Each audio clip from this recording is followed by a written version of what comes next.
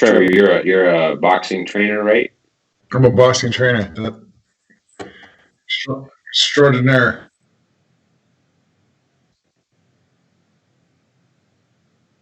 All right. Hey, guys, you're watching Daniel and Gian talk coronavirus live, episode 4. And today we got a special treat for you guys.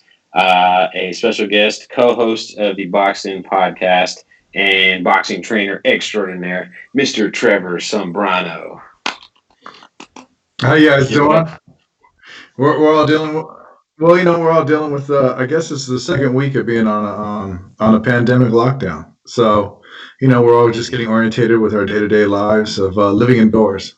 But did you guys get the alert on your phone today about all like beaches and trails locked down? Like, off limits? I can't lie. I went to the State Beach last Saturday and Sunday, so I was one of the offenders. Yeah, I said the province. Right. Listen, I went to San Diego. I went to the State Beach down in San Diego. It was pretty empty, but for the most part, as far as hearing what Eric Garcetti said about running a canyon, I'm definitely one of the guys out there breaking the rules, but not so much this week.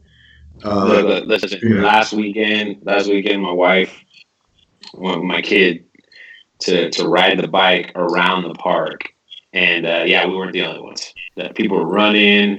People were riding their bikes, but what was fucked up was people were playing golf. Like, people were on the golf course. The trail is around the golf course, and there was a gang of people still playing golf, chilling, like having a good old time, like enjoying this. And golf? Not the way these guys are doing. They're shoulder to shoulder. I would think that golf is one of the sports that's pretty easy to social distance. I think if you're playing by yourself, but when you're playing with a group, it's a little different. You know what I mean? Yeah. Especially everybody's drinking too, which is obviously going to be the big dilemma. So, I can't. But the part of the thing was last weekend was a beautiful, typical Southern California weekend. I mean, the sun was out. It was perfectly, the temperature was perfect. It's hard not to go out there and not get out, especially even on the precipice of a pandemic. So, I mean, what do you do? Typical Southern California weekend. Oh no, you could also just, I mean, the sun was out. It was perfect. Not die.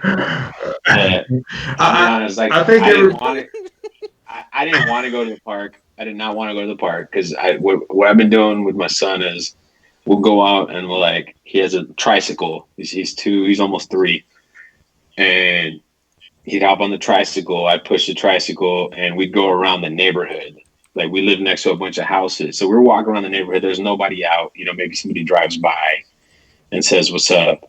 Whatever. But we're, not near anybody. And I figured that's what we're going to do. And then my wife thought it was a great idea to go to the fucking park. And we end up, what's normally like a 30 to 45-minute walk turned into 3 hours going around the entire fucking Lake Balboa Park. And I was hot the entire time because, my kid doesn't give a shit. So he's riding his tricycle in the middle of the fucking bike lane. People are zooming by, and I'm like, dude, my biggest fucking pet peeve in life is being inconsiderate to people. I'm not saying I'm a nice guy, I'm a fucking asshole, but being purposely inconsiderate is something that fucking drives me insane. It gets me hot, and we were doing it. Right. And, no, I mean, I don't know if you noticed, if you say hello to people right now, they're sort of, they're taken back. It's like you can't say hello to somebody out in the public right now. Well, I can tell you, I haven't noticed because I haven't been out of my house. Well, I mean, the little time that I have been out of them, I say hello. It's it's sort of a nod to humanity because we're collectively all sharing this horrible experience, which is being locked, to the fucking side. And so if you say hello to somebody, they have that moment of sort of it's not like they're awestruck. It's like they're wondering whether or not, you could transmit the virus to them at that specific point. And it's just mind blowing. I've never seen this in my life. Just an innocent hello could be. Are you coughing over there? I am. Luckily, we're all practicing social distancing. Well, he's coughing. He induced that cough for different reasons. That was a different cough. Had to do with the dispensary, I imagine. So, I don't know. We're all just getting used to it. But I can tell What do you you guys that think? I can tell you that it's not being directed at Chinese people anymore. It's definitely everybody. Like when this was first Oh yeah, starting, yeah. it was like people were skeptical of Chinese people. I told you, like Gian, I shared a story even at the Grand Canyon. The Koreans were skeptical of the Chinese people there. So like, it was a real Right. thing. That's always. Yeah, you're in good company. Like you guys are both at that point. It isn't like necessarily. It's like ethnocentrism. It's not like racism, just Well, in a broad term. when Just the shit dropped, the first thing like that came to mind because I do Uber and Lyft at the airport specifically, oh shit. more than anywhere else. But the shit dropped like what end of January, Yep. and I was like, why aren't they suspending flights from China? And apparently they did, and apparently I'm not connected to the world enough to fucking realize that they immediately stopped flights from China, except for like American nationals. Um, but what they didn't take into consideration was like that by that point it had already got to Korea and Japan, and they were still allowing flights from those sections. So like, I mean, whatever you want to say about the situation, but it was just like it didn't matter where you were coming from because it was already like by the time it got here, it was already spreading all over the rest of the fucking world. It seems like. You know You're what I also mean? talking about like you're trying to shut down the hub of manufacturing in the world, like the epicenter of commerce and capitalism, and where we get a lot of our goods from. So if you like you take that into account, and something's going to be the heart of this whole thing. It's like probably the worst place where it could have started, which is Wuhan.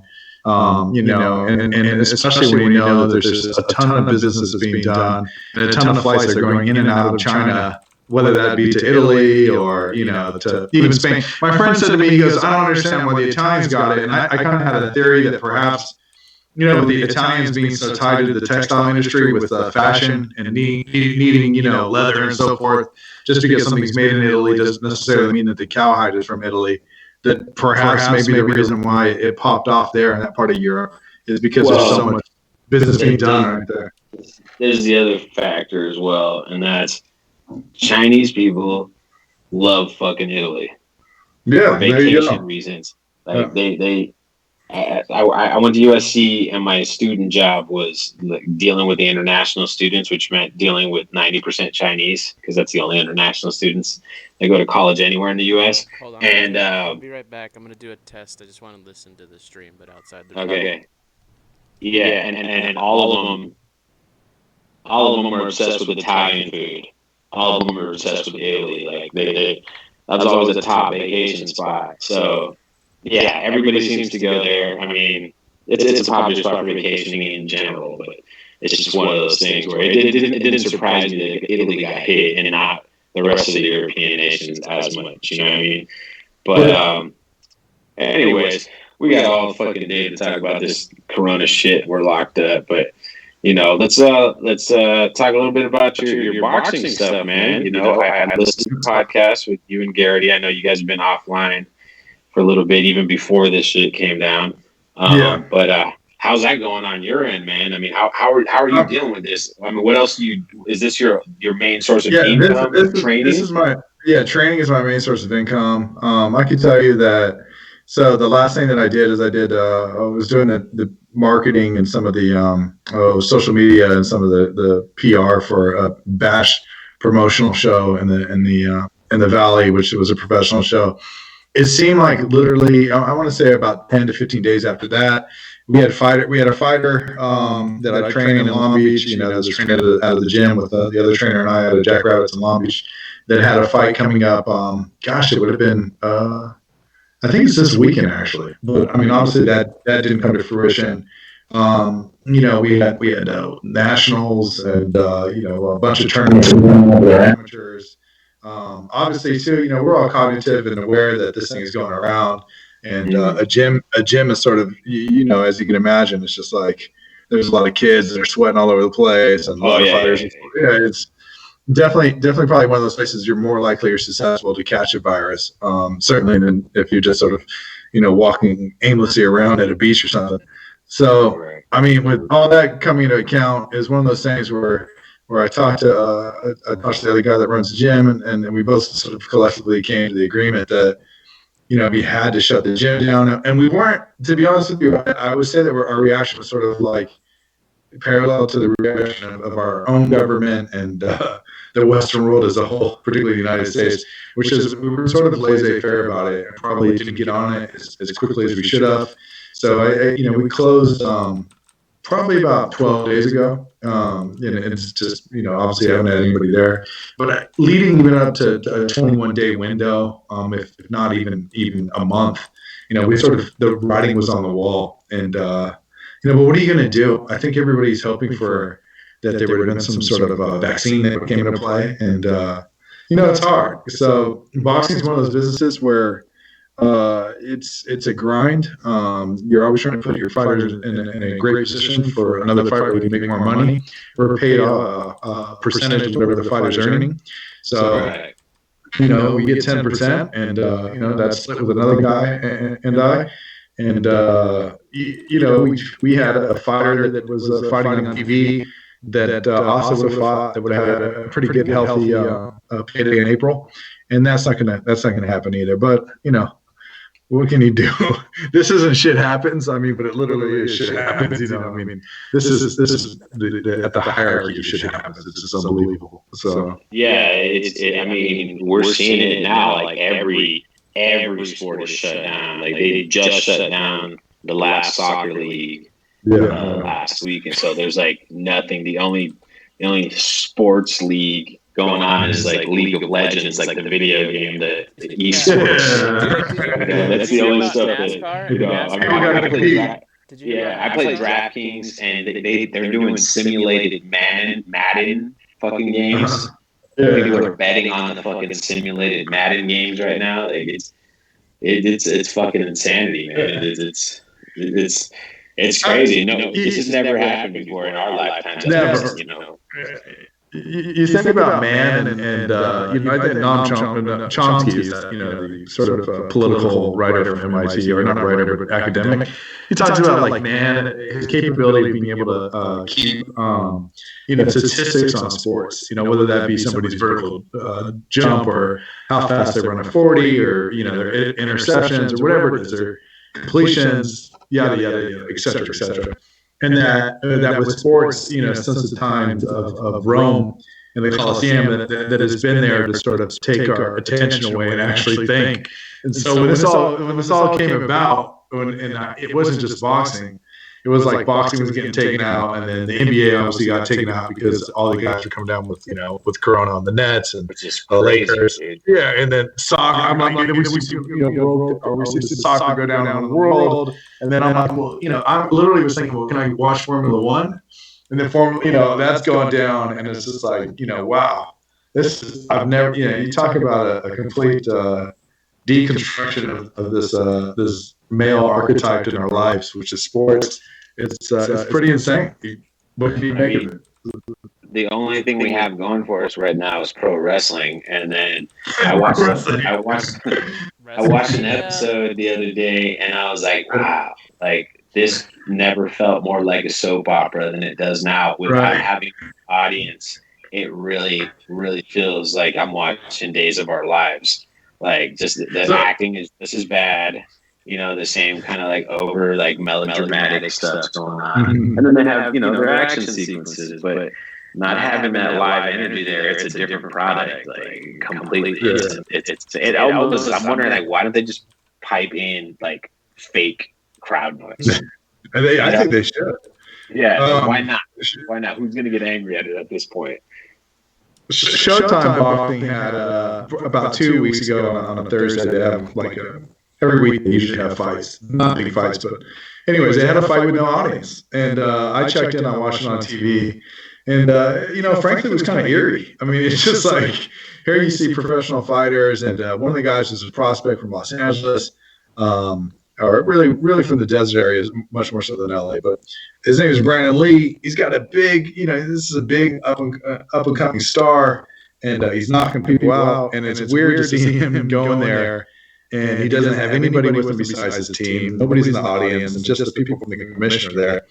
And let's hope that let's hope that that's not the new norm, and that we can figure these things out as quickly as possible.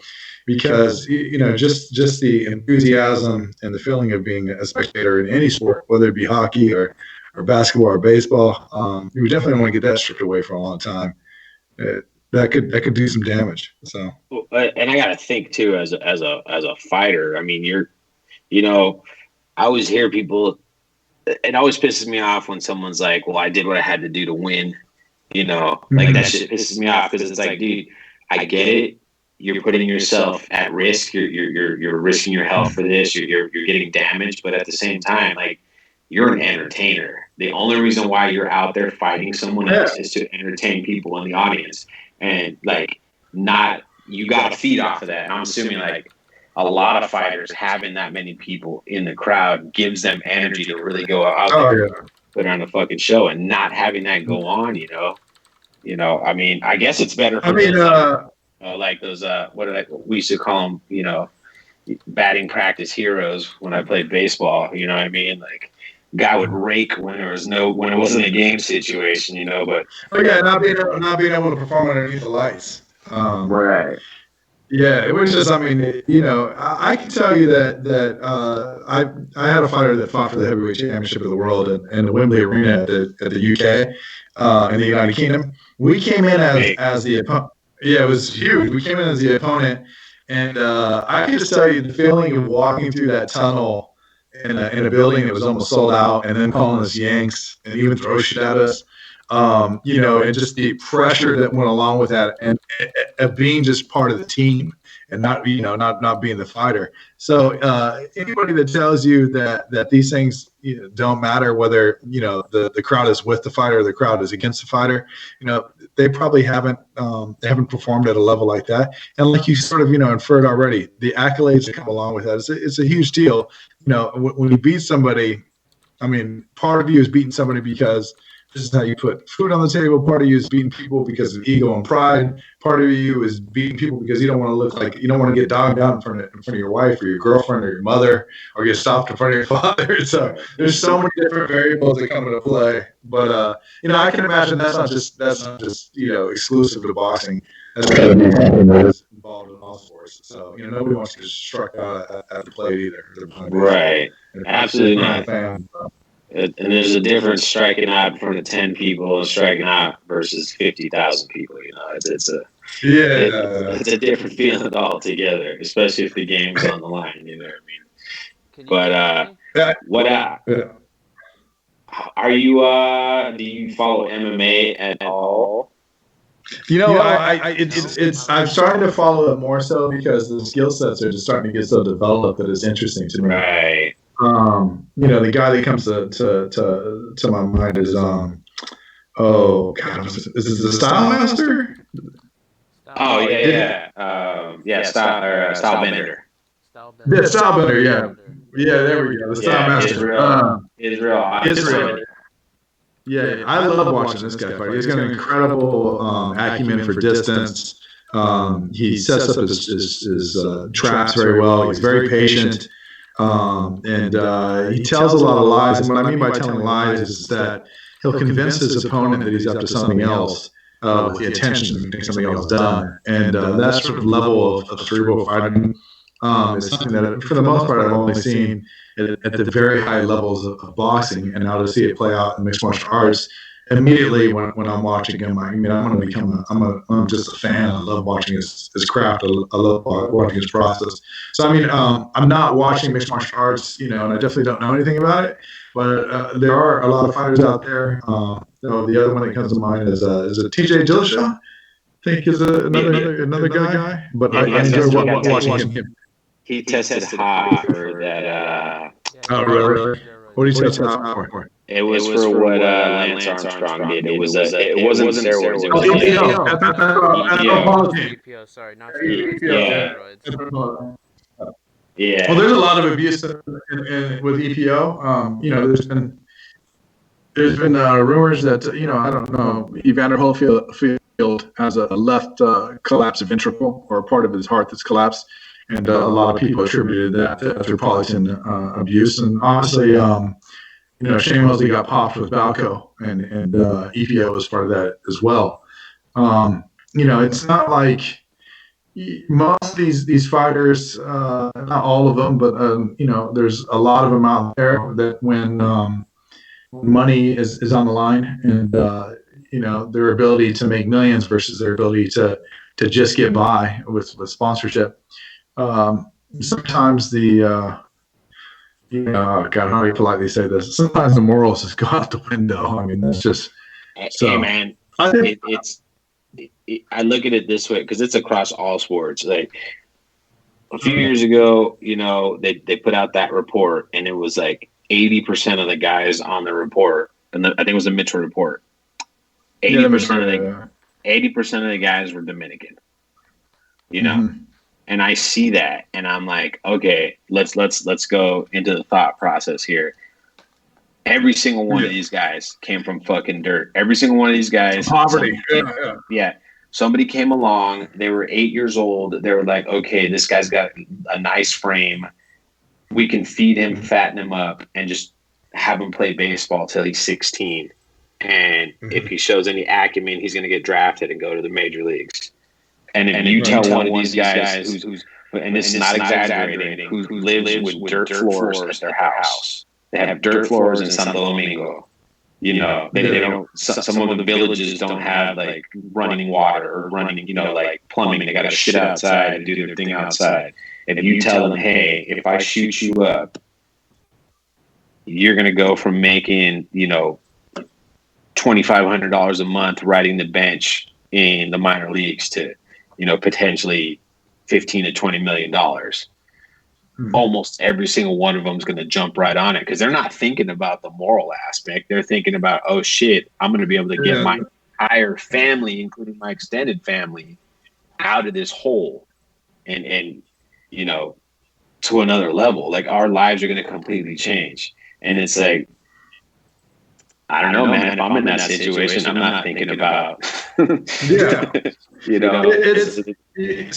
sports has been the source of mobility for lower class social stratus. I mean, whether that be soccer or baseball or boxing or even mixed martial arts in a place like Brazil or abroad. People are playing sports with the dream to get out of poverty and to be one of the haves and not the have-nots. And when it comes to a decision of whether or not you're going to take performance-enhancing drugs and that can get you to your goal, a lot of people are going to probably make a wrong decision. And if you're being really, flexible, you can definitely kind of see why they're making that decision. And especially like you said, if they're just coming from a place like the Dominican Republic, like the DR. I want to say the DR is one of the ranked in the top 5 of the poorest places to live in the Western Hemisphere. So if you take that all into account, I mean, it's also with, there's one thing I want everybody to know is that I really don't believe that performance-enhancing drugs make you a better fighter. That's just you can either fight or you can't fight, and that has to do with timing and skill and level of opposition that you faced and your discipline, your diligence as a fighter. You can't. This idea that you could take a mediocre fighter and I could just pump him up with a bunch of juice and he's going to be able to do something. That's just not happening. Can I take an incredible fighter and give him his edge back? Absolutely. I mean, that's something that you can take into account. And if you look at some of the names that got busted with performance-enhancing drugs in boxing, I mean, there's some big names. I mean, Fernando Vargas comes to mind. Even Roy Jones Jr., who possibly has probably the best highlight reel tape of boxing of all times. So you can't just assume. So. Well, a lot of it too has to do with recovery. I mean, that's. Can you hear me? Go for it, Daniel. Okay, so real quick, I'm interjecting because for some reason, basically my mic doesn't work. Like I can't talk to you, so I have to radio in by using this little mic. But I wanted to change the topic slightly, if that's cool, to get more back to this whole Corona stuff because we have some questions in the chat. Cool. No shit. Yeah. We're living Corona. That was a very weird transition, but I was trying to think of an easy way to explain that. Basically, I have to talk to you through this, but it's going to be hard for me to communicate. We'll have to figure it out after. But anyway, question: How would a post-COVID pandemic world look like? Economics, trade, culture, social behavioral patterns on a global level. Like, what do you think when this is all resolved? What do you think? I mean, are we talking like worst case scenario, or are we? Well, how do you think this is going? I mean, you know how I feel about the stock market, so I feel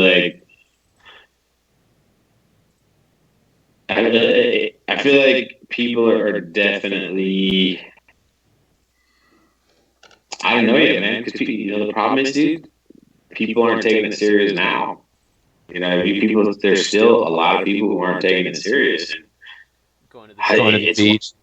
Yeah, I mean, it's just one of those things. Like I kind of look at it that,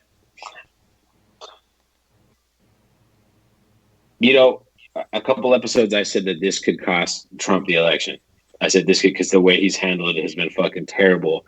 But then now that I think about it, it's like one of those things where a lot of people have to fucking die for this to cost Trump the election. And I'm like, nah, I don't want to see that happen. You know what I mean? People are probably hesitant to vote too. I mean, to get out there in the actual voting booth and vote. I mean, that's one of the, I heard the stimulus package. That was one of the things they're working on, is to try to make voting like all mail in, at least for this term. To not have to open the polls and not have to have physically on it. I'm okay with mail-in votes, but I mean, you got to covet democracy no matter what. I mean, there's got to be some sort of ingenuity on our government's part, and not just an initiative by the people to go out there and practice democracy.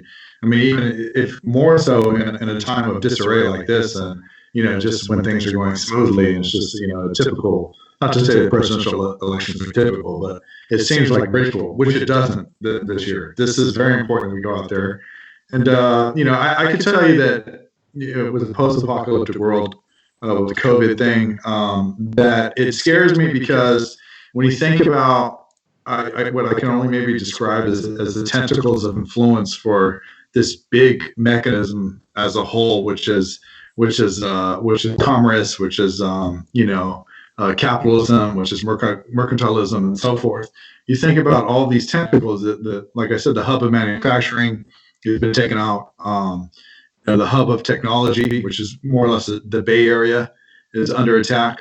Sports has been wiped out.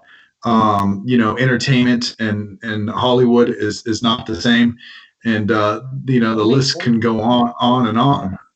Let me ask you a question, both of you.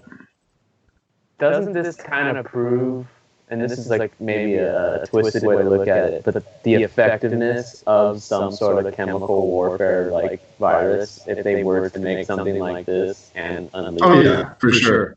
I mean, literally, this stopped the country, and therefore the world is becoming to slow down and stop. Like, it's actually proving those movie plots true. If that were to actually happen, and like in the movies. This is actually what's happening now. We have a virus spreading that's literally stopping the economies of the world. Then that's not even a question of debate. I mean, this is the beginning of the zombie apocalypse, man. And that's the plot for a lot of these films, man. It all starts with something like this. Like, if somebody gets sick. But it's actually happening, though. That's what's crazy right now. I'm not trying to be tinfoil hat guy. I'm just saying, but we can't deny that the economy is literally taking a shit right now. Well, we have a global economy now, and if you look at the 1918 Spanish flu, or even if you look at something that the plague, for example, because these things do come around every century to 150 years, or every 2 centuries, it seems like. So, I mean, in this world, when everything is so interconnected and everything's so intertwined, it's much easier for the dominoes to have a domino effect. And we're sort of seeing that ripple happen right now throughout the world. I mean, it's not just us. But when you take that into account, and we can talk about movies that we've obviously seen play out, Hollywood and so forth, it's probably part imagination, which is these writers and these directors and producers have thought to themselves, like, what would happen if we ever had something again like the Spanish flu? And it's not just them. I mean, Bill Gates was running around doing a TED Talk 5 years ago, more or less, painting a picture with data of what could happen.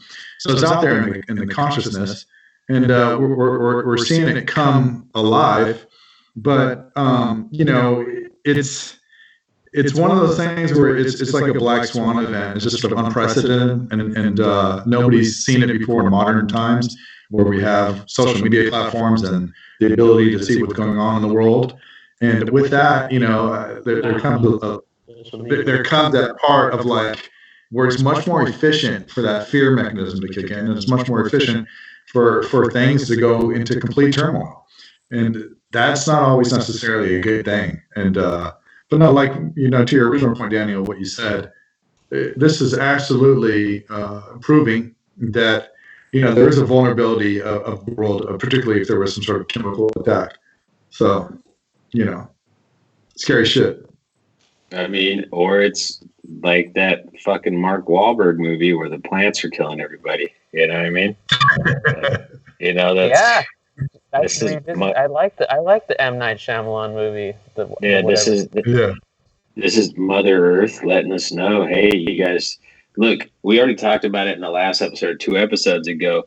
Fucking shit's been shut down for 2 weeks now, and already the environment the air quality's better. Fucking Venice, the water's not filthy. You got dolphins and fish in the Venice canals. I've been to Venice. That place was nasty. It fucking smells disgusting. You can't see shit, and now the water's within a fucking month. The water's clear again. Like it's insane. The noise. Like there's no airplanes flying overhead, and LA all of a sudden the air quality's high. I mean, it's crazy. And it's like, I don't know, man, it's making me double think things. Like, I think really what's going to change more than anything, I feel like international travel is not going to be as easy as it was after this for sure, because everybody's paranoid about something else coming back in across the borders. It's not going to be as cheap either, because these airlines got to recover their losses, so I feel like people just... I don't know. You think we're going to end up like the boomers? What do you? You know what I mean? But how the boomers always talk about World War II, and they make like loose lip sink ships, and you can't hold water. They got all these like weird quirks about World War II, these sayings, and which basically more or less is a polite way of saying they've got PTSD from having parents or they themselves who were around World War II, and so do you think are we giving a generation PTSD? Is a generation right now going to suffer from PTSD as a whole world? The only way it's going to turn into a boomer thing would be if we were able to capitalize on it somehow economically, because that's the one thing about the boomers. World War II gave them the best lives possible because the U.S. became a mega power after that war. Because the rest of the world was in fucking shambles, so the U.S. was able to capitalize and turn into the mega power that it is now. So all of that generation, everyone that was born during that time, was able to build up a lot of equity, be it buying land, be it investing, be it they're the ones that still have all the money because of what happened there. And then we're not in that position. Like, this isn't going to turn into an economic boon for us necessarily. Yeah. Maybe it will, but I don't think so. In a much more divergent way. Gian, do you think that perhaps it would have been better suited if the stimulus package looked something like FDR's New Deal after World War II, and it was more targeted towards the working class, as opposed to like, a five. I don't know how big the slush fund is. I heard it's like $500 million for corporations. But if they could have implemented something that was, they could have fired up the middle class and even the lower class.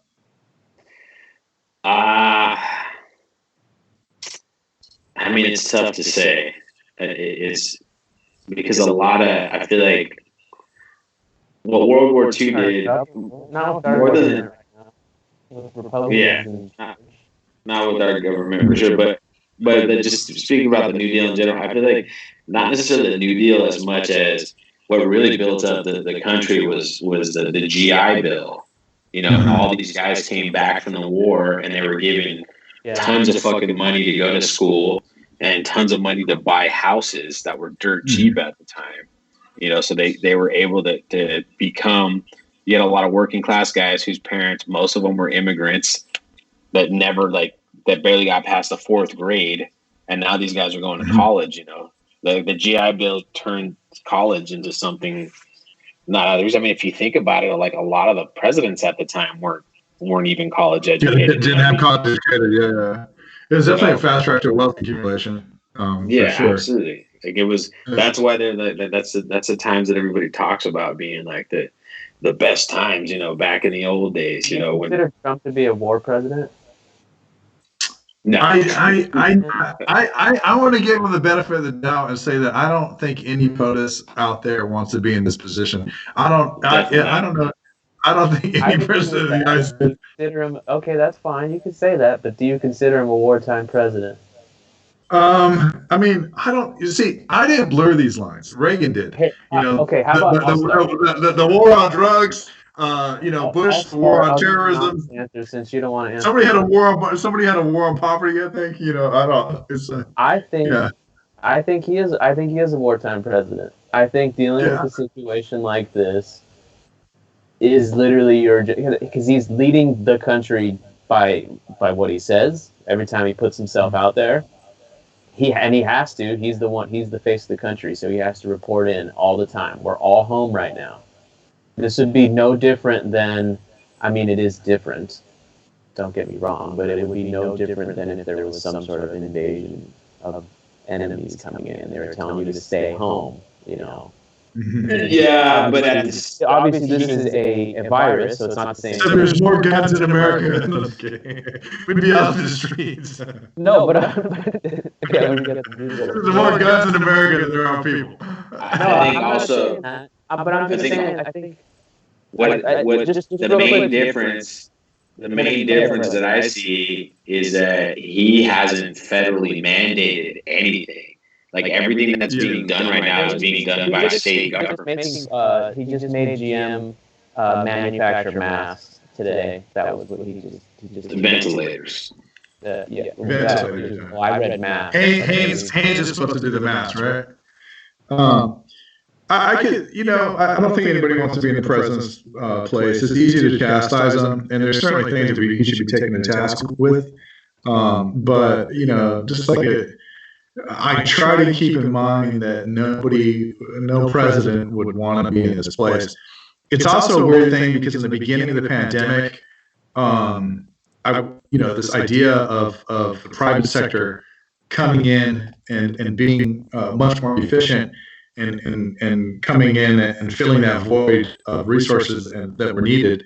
I thought they were going to just be really on top of it. And from what I've seen, they kind of dropped the ball, which in a weird way, not a weird way, but in a way, just sort of demeans, or not demeans, but takes away from the argument that the private sector is so much more efficient than government, right? And that's not necessarily true.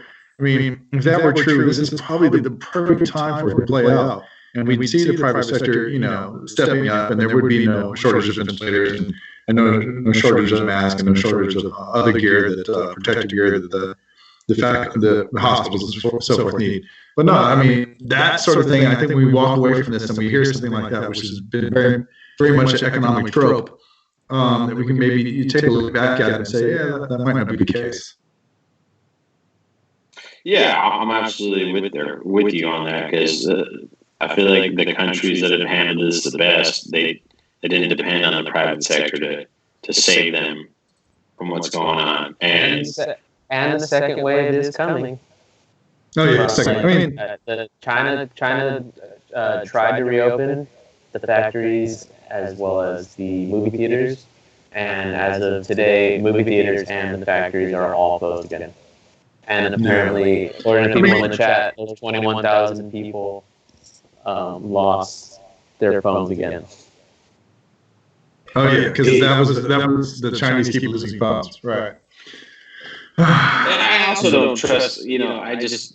I never trust the information coming out of China in the first place. No, it's an authoritarian government. It's ridiculous to do otherwise. I mean, you can't trust them to not copy the Nike Virgil editions for whatever the exclusive Nikes. You certainly can't trust them to give you data on a virus that ends up being a pandemic. I mean, I think that a lot of arrogance is going to play out on humanity's part, because if you look at a virus, it's just smarter than we are, just like how parasites are smarter than we are. Parasite understands more about our biology and even our neurology in some cases if you're looking at something like toxoplasmosis.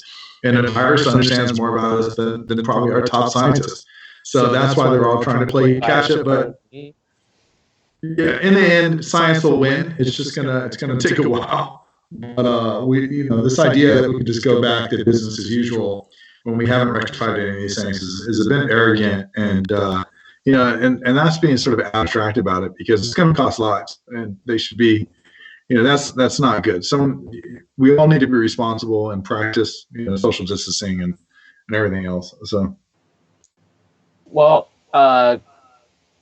shift topics again. I want to talk about what this whole episode is actually titled about. So, Gian, you want to set this up, or do you want me to set this up? Oh, I'll talk about it, since it was something I wanted to bring up. I actually tried to segue into it with MMA, and then we went to another direction, a little more interesting at the time. But John Jones, widely considered as the best pound-for-pound fighter in MMA, and he's arguably the GOAT of MMA. Can't also seem to. Dominic Reyes, just got to throw that in there. Even though he won officially, I'm just saying he lost. Everyone knows. But anyway, go ahead. Dan is a bit biased with that one.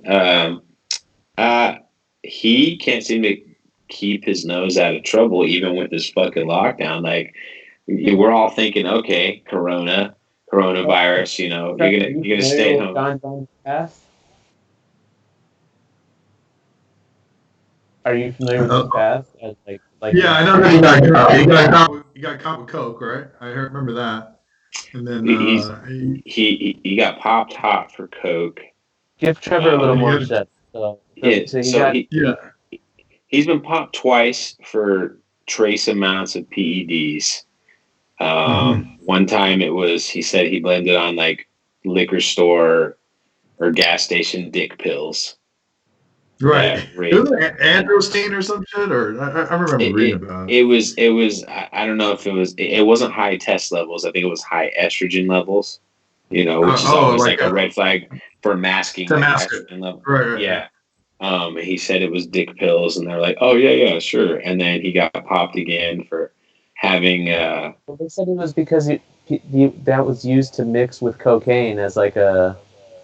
something. There's a lot of different theories. Well, but it wasn't just the drug use. It was also the fact that he had a hit and run with like a pregnant woman. Yeah. And then there was like weed in the car too. Then he got popped for the steroids with in the fights with DC championship fights. I mean, he's just been getting popped left and right. And then last night or 2 nights, either last night or 2 nights ago, he got popped DWI 2 times the legal limit in New Mexico, and he had a gun in the car. And the only reason why the cops pulled him over was because somebody reported like a gunshot in that same area, and they matched the casing of the bullet to his gun. So he shot his gun while driving drunk at somebody or in the air. Who knows what he was doing? But yeah, once again, the guy is I don't know. And the fucked up thing about him too is he doesn't come from a bad background. You know, both of his brothers are in the NFL.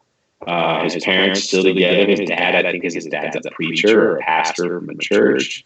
You know, he's always like, when he first came on the scene, he would always like quote, he has Philippians something or other tatted on his chest.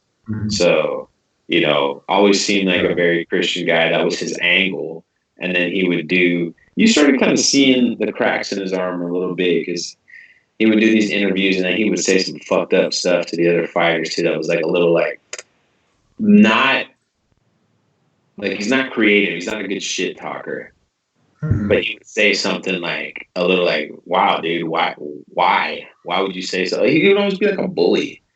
I guess he would come off as a bully more than anything else. And then, you know, for me, I always waited for the heel turn. Like I always wanted him to just be like, just do what Floyd did. You know, like Floyd. I'm one of those people that thinks like Floyd doesn't make money because people want to watch him fight. No, he makes money because people hate him. Yeah, people tune in because they hope he's going to lose this time. That's how he makes his money. Absolutely right. And I was like, that could be John Jones, but the difference between him and Floyd is that John Jones fucks people up. Like he takes people's out. He closes the show. You know, so like, why not just ride that bad guy thing? Dominic Reyes just got thrown in. Not to defend Floyd, not to defend Floyd, but he was fucking people up at 130, 135. Oh yeah, absolutely. 140, 147.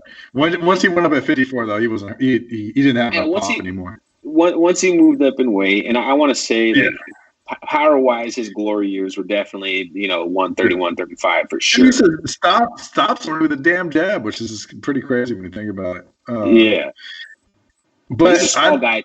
He's a little guy. I'm going to say something that a lot of people probably won't tell you, but fuck it. Most people that get in the octagon, just like to get in the ring, or that are involved with combat sports as a whole, are batshit crazy. So they're either some of them, mask it better than others. There's no. I say this, it's anytime like I know a woman that wants to date a fighter or even date a trainer, I'm like, why would you do that? And it's the same thing. If I had anybody, same thing. If it was a guy friend that wanted to date a female trainer or a female fighter, I'd give them the same damn advice. Which is like the pathology of the group of those people is absolutely off. And that comes from a guy that's been in boxing now for over a decade, or even longer than that. But training wise, as far as what he's dealing with. In order to be great, it's. I think of the meme of Michael Jordan, where Michael Jordan's crying, and you're thinking, Michael, what the fuck are you crying about? You're the best NBA player of all time, right? I mean, MJ's the man. That's what most people are going to say. And you hear him talk about competition, and it just wasn't enough. It was the same thing with Kobe. It's the same thing with everybody that's great. Same thing with it hasn't happened yet with Floyd. But I'm sure when Floyd gets older, he's going to come out of character, and he's going to talk really bad about young fighters. You hear Mike Tyson doing this shit. Mike Tyson talks bad about all the heavyweights right now. So whatever makes you great in that octagon, whatever makes you great in that ring, I think we've been coerced into think that because of Rocky movies and so forth that these guys are nice guys, or they got great character. The truth is that Raging Bull is more appropriate to what the fuck is going on with the fighter. And, you're just talking about a complete train wreck, and a lot of times privately. And whatever makes him great obviously has something to do with a broken spirit. So that's probably. You could kind of like talk about like Joe Frazier and the hatred he held for Muhammad Ali until the day he died. Right, yeah. It's crazy when you think about it. I mean, they made each other, and they also sort of hate each other. But Muhammad Ali wasn't fair to Frazier. I mean, Frazier was from North Philadelphia. He was a blue collar guy. I mean, obviously Ali was dealing with his acts of social dissidence by denying the draft to go to the Vietnam War, and decided that he wanted to more or less say that Frazier was Uncle Tom. And Frazier was anything but Uncle Tom. I mean, he's right there. I mean, from Philly, from literally, just in the thick of it during that time. And but he wouldn't let it go. And I don't think Ali let it go either. And it's weird because fighters can also build up stories inside their heads that help them go out there and fight that other person. And oftentimes that's even predicated on some bullshit because it's not real. And even it's really interesting to see Roberto Duran and Sugar Ray Leonard interact today versus how they interacted back then. But even with Sugar Ray Leonard, who's obviously just the opposite, the antithesis of everything that we're talking about right now.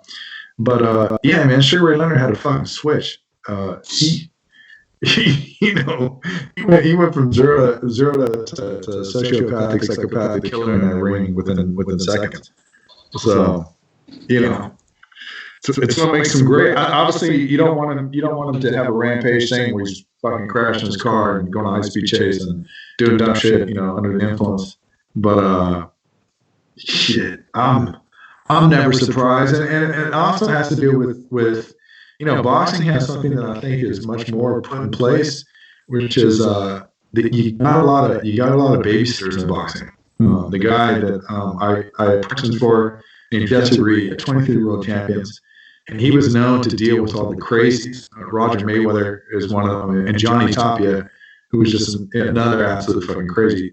He'd tell me that after the bout, Johnny Tapia would go back to the locker room, and there'd be a mound of cocaine, and he'd just sit down and just start snorting coke and start partying after he fought. I mean, Roger Mayweather, before he fought Chavez, according to Jesse Reed, that he walked in on Roger Mayweather with 3 other Latina women, and he had to grab Roger by the neck, saying, "Hey, you're crazy. Chavez's people sent these people up to your fucking room, you fucking idiot, to fuck the fight out of you."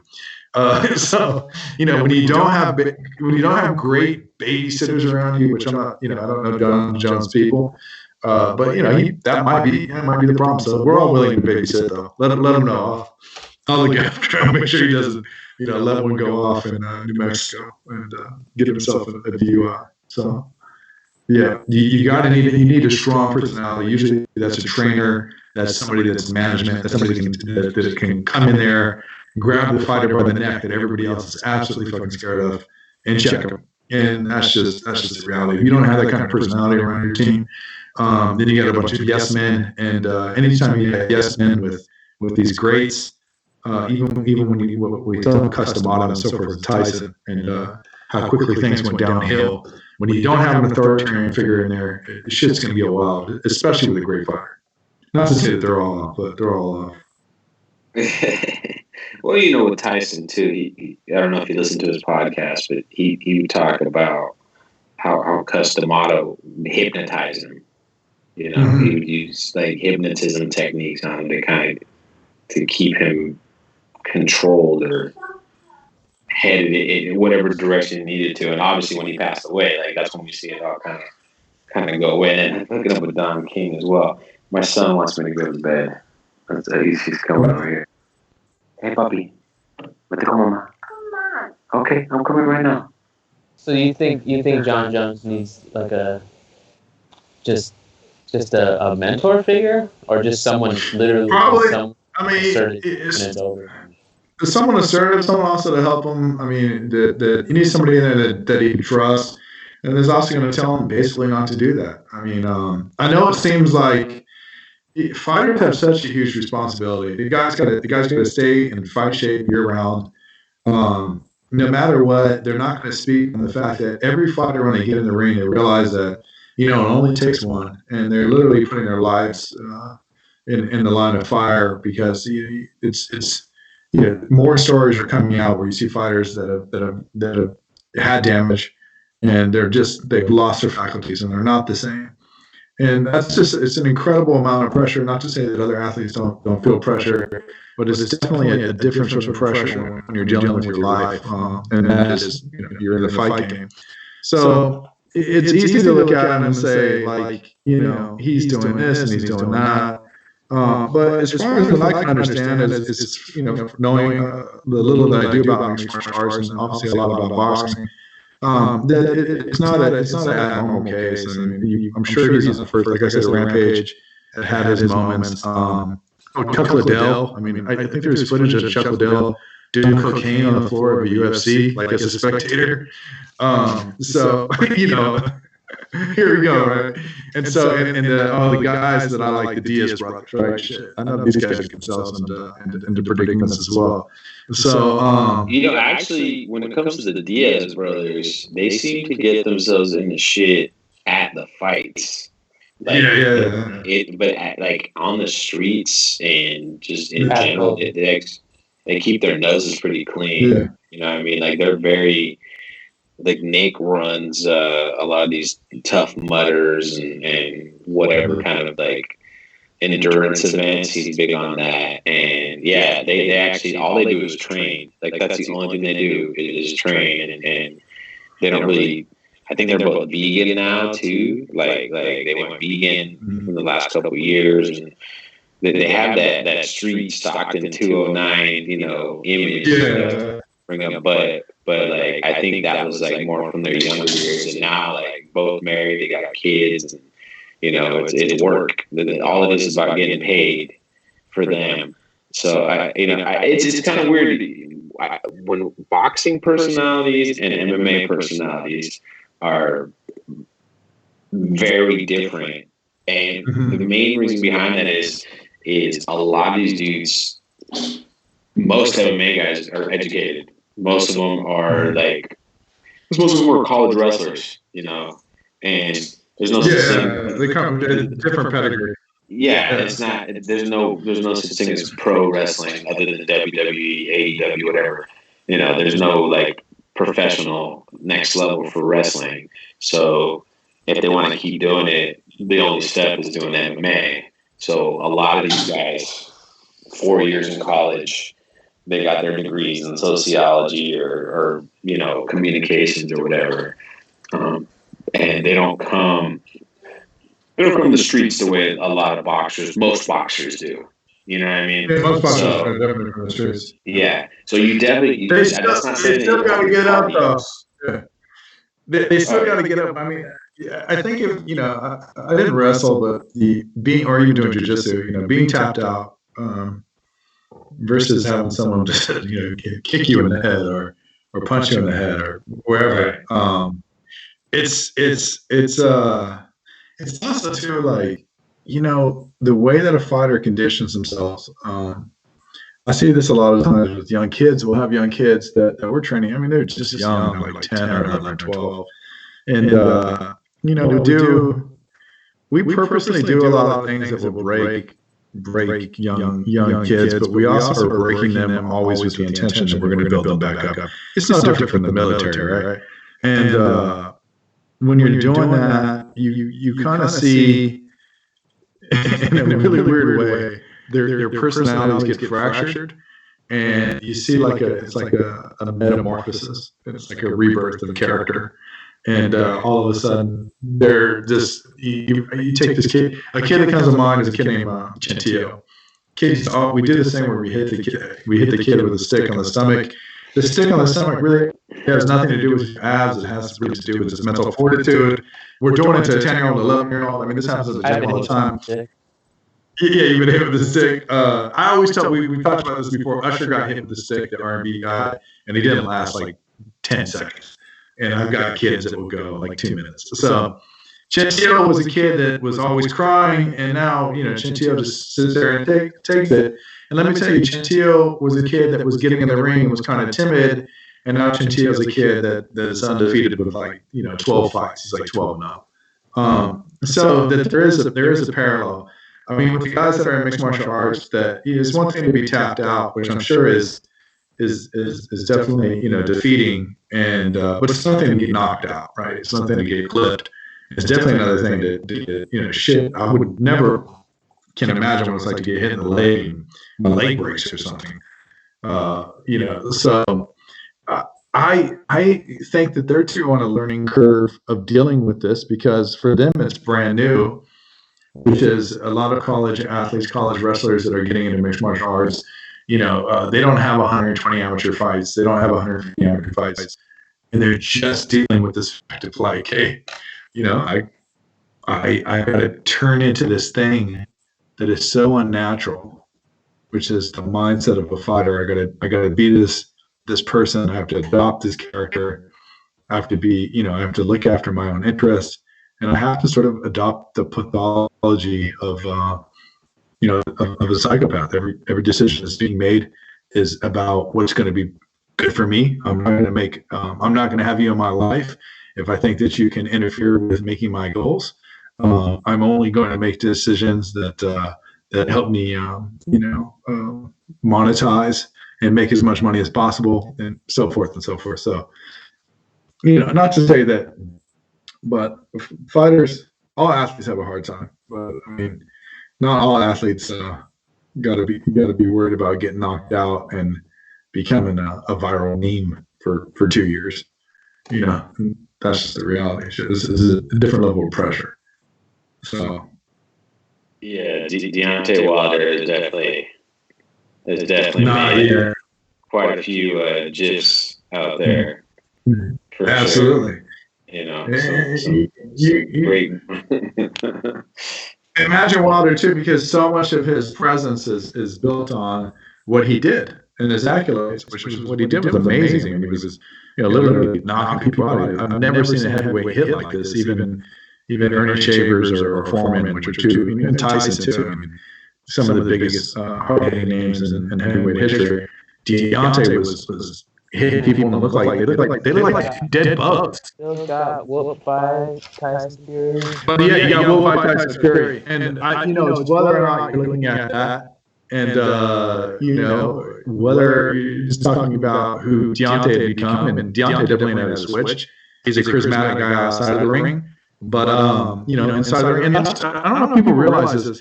Deontay got himself in trouble in Las Vegas years ago, and he got himself in trouble for beating up a woman for stealing his watch that he had a one-night stand with. I think it's not on the internet. It's didn't want to look it up, but anyways, I never heard that. Yeah, I only know this because some of my people were around Wilder at the time. They were part of his camp, and I had my Deontay Wilder had a. This is your type. You probably Google Deontay Wilder assault Las Vegas. Something will probably pop up, I'd imagine. It's even when fighters are maturing.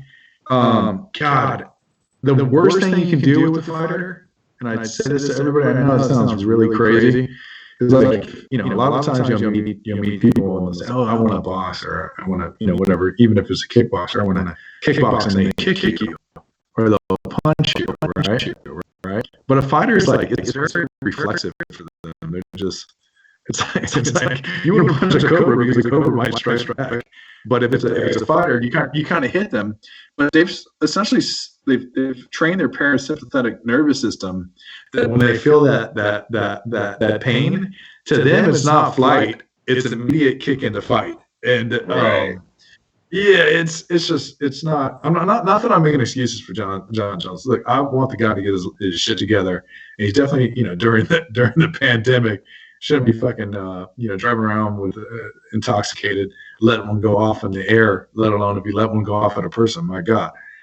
He needs to get his shit together. He needs a right good person around him, grab his neck and make him and help him make the right decisions. But these guys, I also kind of have within proxy to them, I'm very privy to what's going on in their heads, and it's not easy. Shit.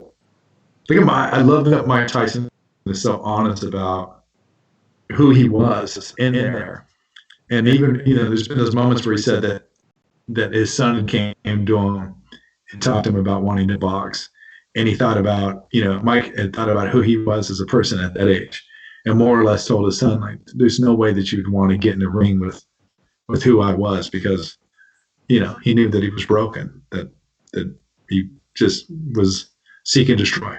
So, well, and we know Mike was a street kid, and he was getting into shit, 11, 12 years old, already robbing people. Had his little He was a stick-up kid, as they like to say on the East Coast.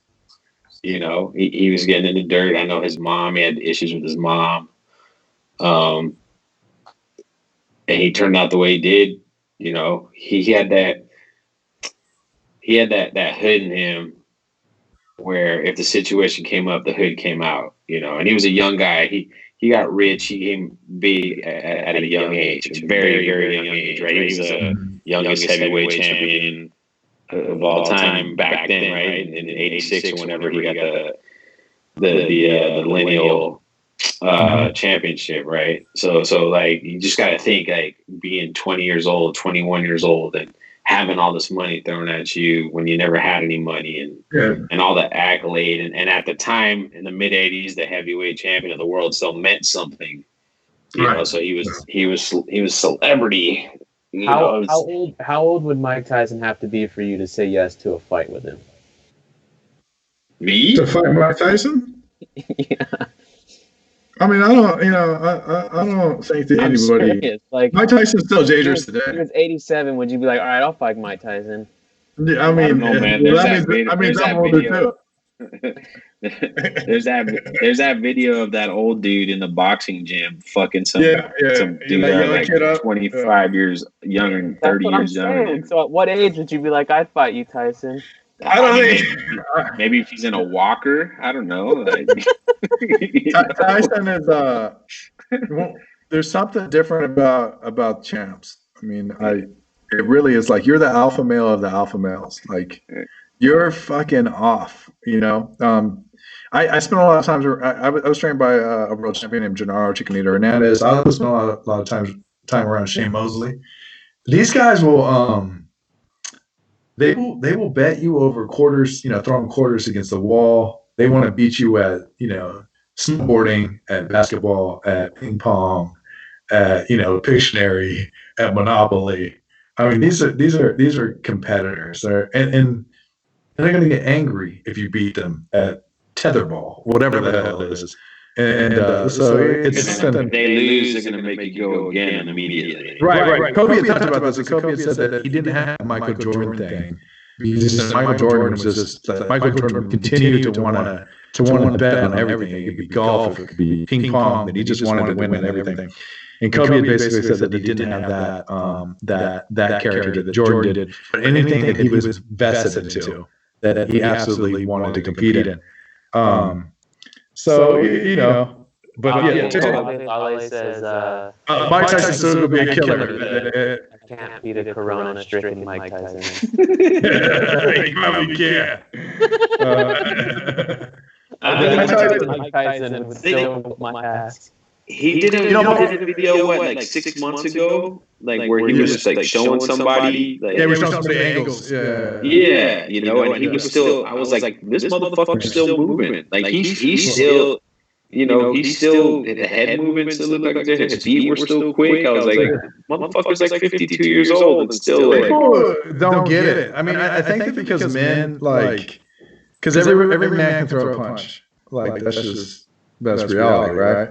But like I can shoot a basketball, but I never think for a second that I could compete with a high school basketball player.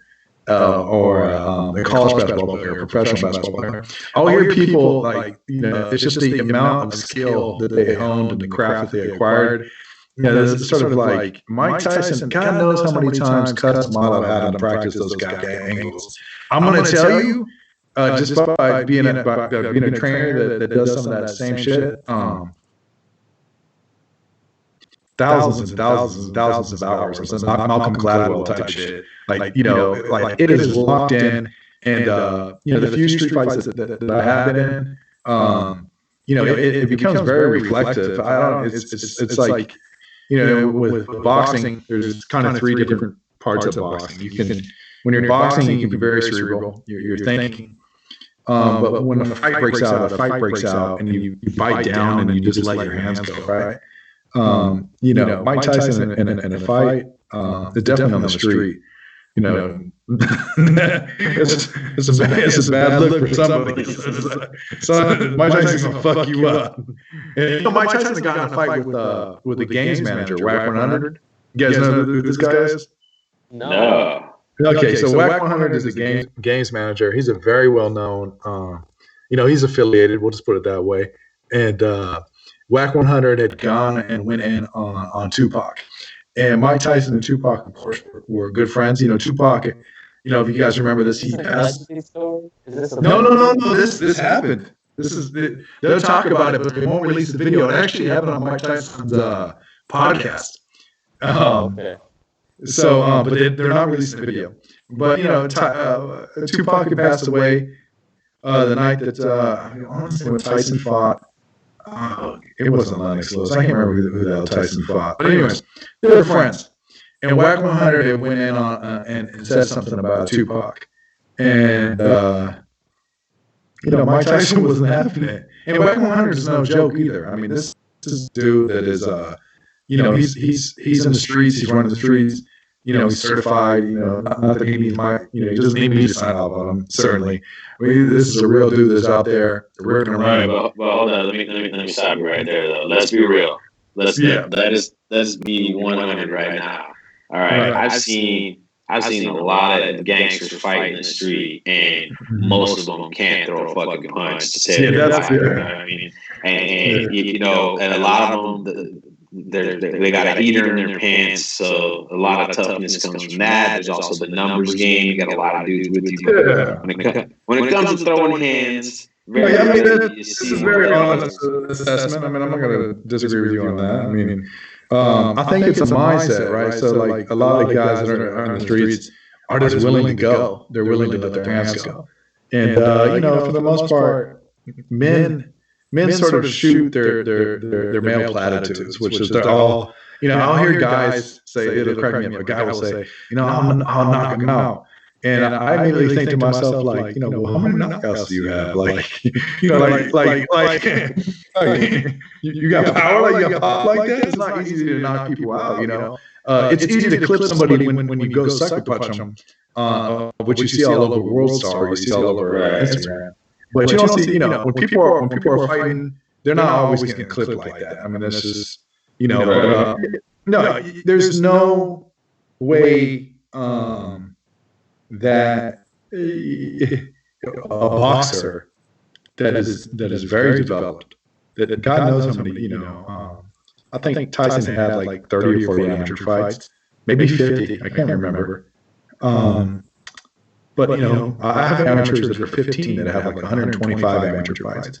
And so when Oscar De La Hoya had 240 amateur fights, and Lomachenko, I think, 300 to 400, same with Rigondeaux. Right.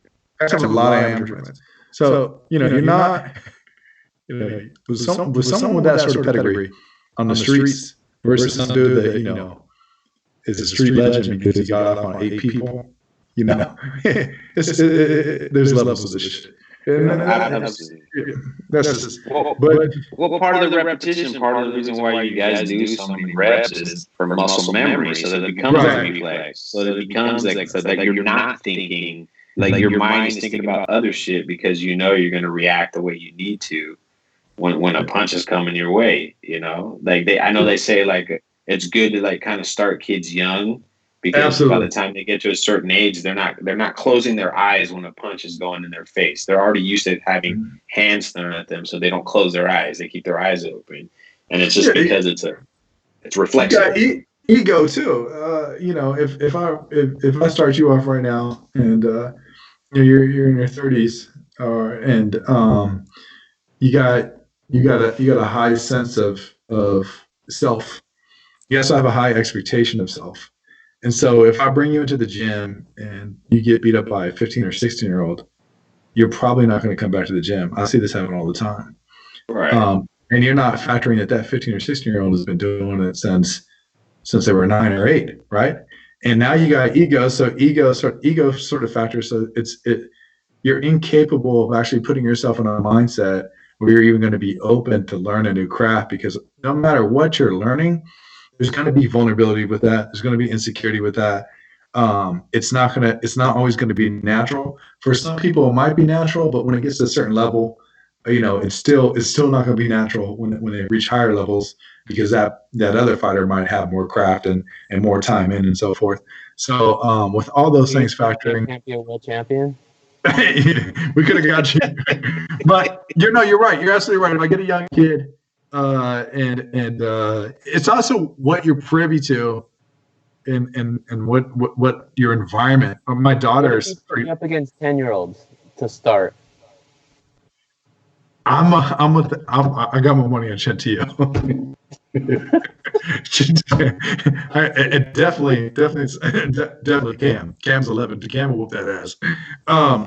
But I mean, I'm not gonna lie, bro. I'm not gonna take it easy on these kids. I'm gonna use all the old man tricks, bro. I'm gonna fucking put all my weight on them. I weigh 230 and this kid weighs 150. Yeah, just take it, just wear them down. Vitaly 101, Vladimir 101. The gloves don't have fingers, and somehow one of my fingers is gonna end up in an asshole, bro. All of them, dude. It's when you're teaching kids and so forth. And it's like I was saying, my daughters one day, they don't really want to box, but they're in the boxing gym all the time. And one day I looked over, and one of my daughters has mitts on, and my other daughter's, just throwing a 1-2. And sure enough, she's got pretty good form. And when you think about it, it's just because, she spends so much time in the gym.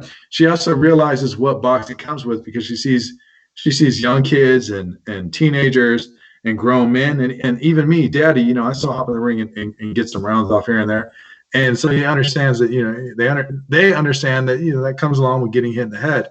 So it's much easier versus, somebody brand new that isn't in that environment. But that comes with any sport. That's just not exclusive to boxing. So, I imagine if your dad is, who's got Bruce Lipton is an MIT guy.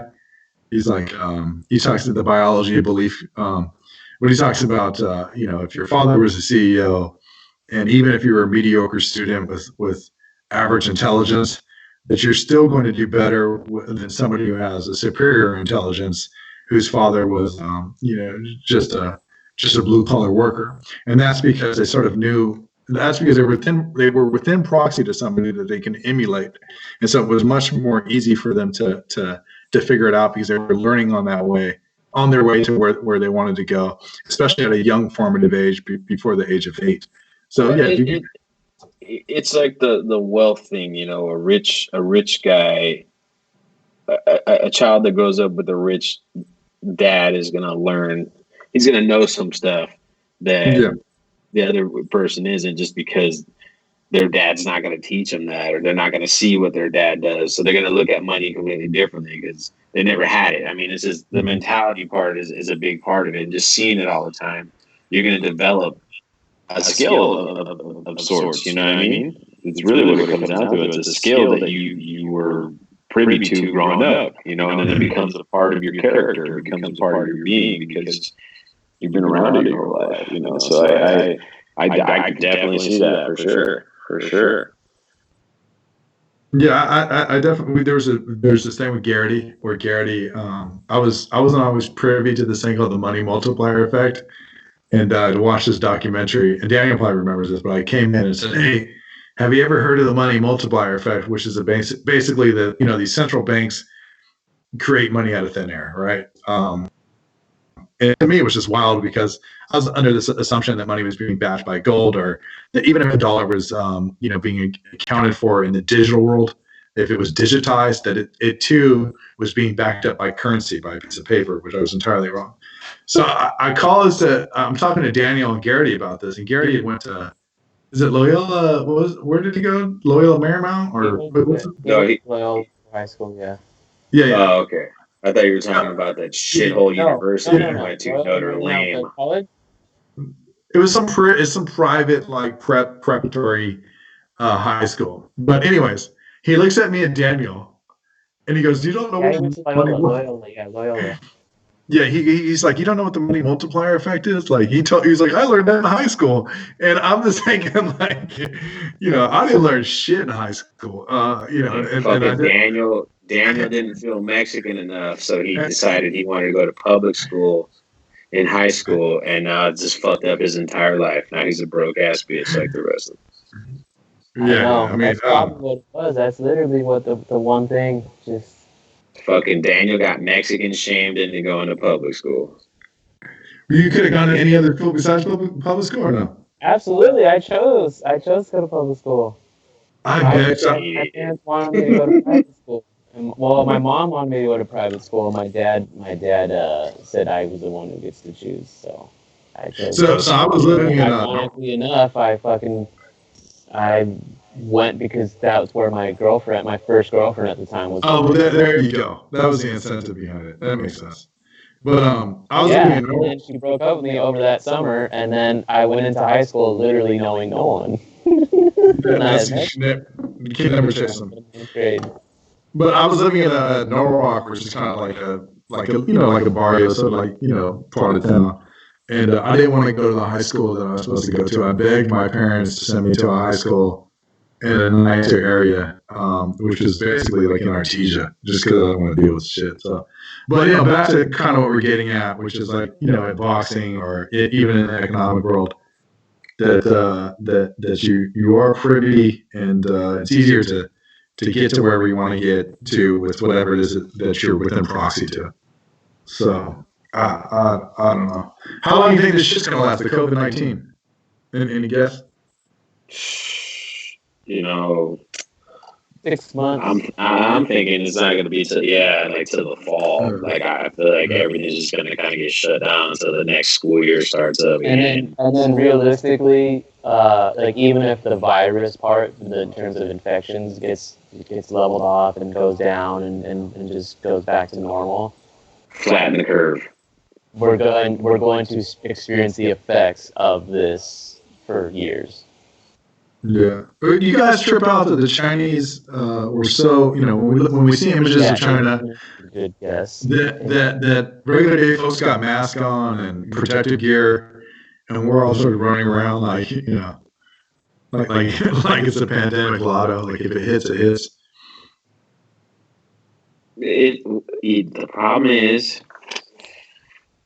The problem that I have with it is like people don't.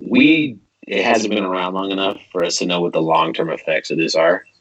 Mm-hmm. So if you get it, maybe it's nothing, and then you build up an immunity, and the next time it comes around, it's like whatever. It's like a cold. It's a really bad cold. We don't know that. We don't know what's going to happen 6 months from now if you got it right now. And people are assuming because they know, they don't even know. Like a friend of a friend of a friend got it. Like I have a personal friend who got it. He lives in Hawaii, and he told me about it. And his description of it was he had a really bad head cold for 4 days and then a lingering cough that is just now slightly starting to go away, and it's been 5 weeks. He's had a cough for 5 weeks. That's crazy. And okay, that doesn't sound, it sucks, but it doesn't sound awful. But then you hear, in fucking Italy and New York, you got like young people, like people between like late 20s, to their early 40s, are getting hospitalized and getting put on ventilators. Like I don't know if you heard about this, but Michael Yo, the comedian, he played college football. He was a linebacker in one of these SEC schools. I think he played at Ole Miss. So he's a big, I think he's like 6'4", 240, healthy guy, like in shape. He got it. He almost died. He was hospitalized and almost died. That's crazy. So it's just like we talked about it last time. Like there's no evidence behind it, but right now there's these loose correlations that a certain blood type gets it worse. They say men get it worse than women. They say Daniel thinks it's bullshit, but like there's a loose correlation that people that vape, it hits them harder than people that don't. Well, I've seen that, probably the same thing you saw with the AOC2 inhibitor in the lungs or some shit.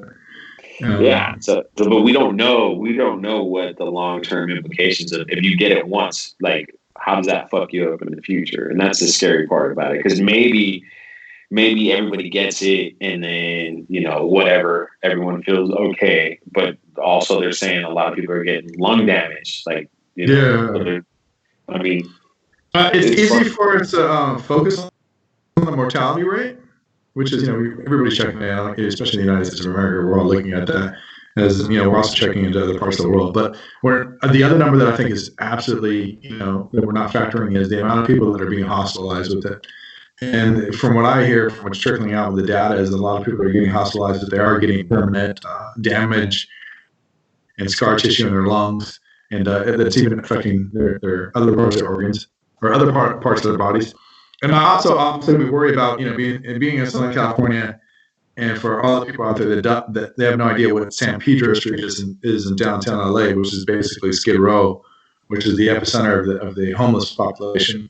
That if we did have contagion in a vulnerable place like that with a high amount of people, even if that's like a skilled nursing facility with elderly, how would that play out? Because when we're seeing a percentage of which seems to probably be between 1.3 and 1.6% as far as casualties right now in America, if it hits more elderly homes and more skilled nursing facilities, or if it were to hit the homeless population in San Francisco, and it certainly was to hit the homeless population in San Pedro, or I'm sorry, but on San Pedro Street and Skid Row, there's, not isn't that just going to be a problem because a lot of people are going to die.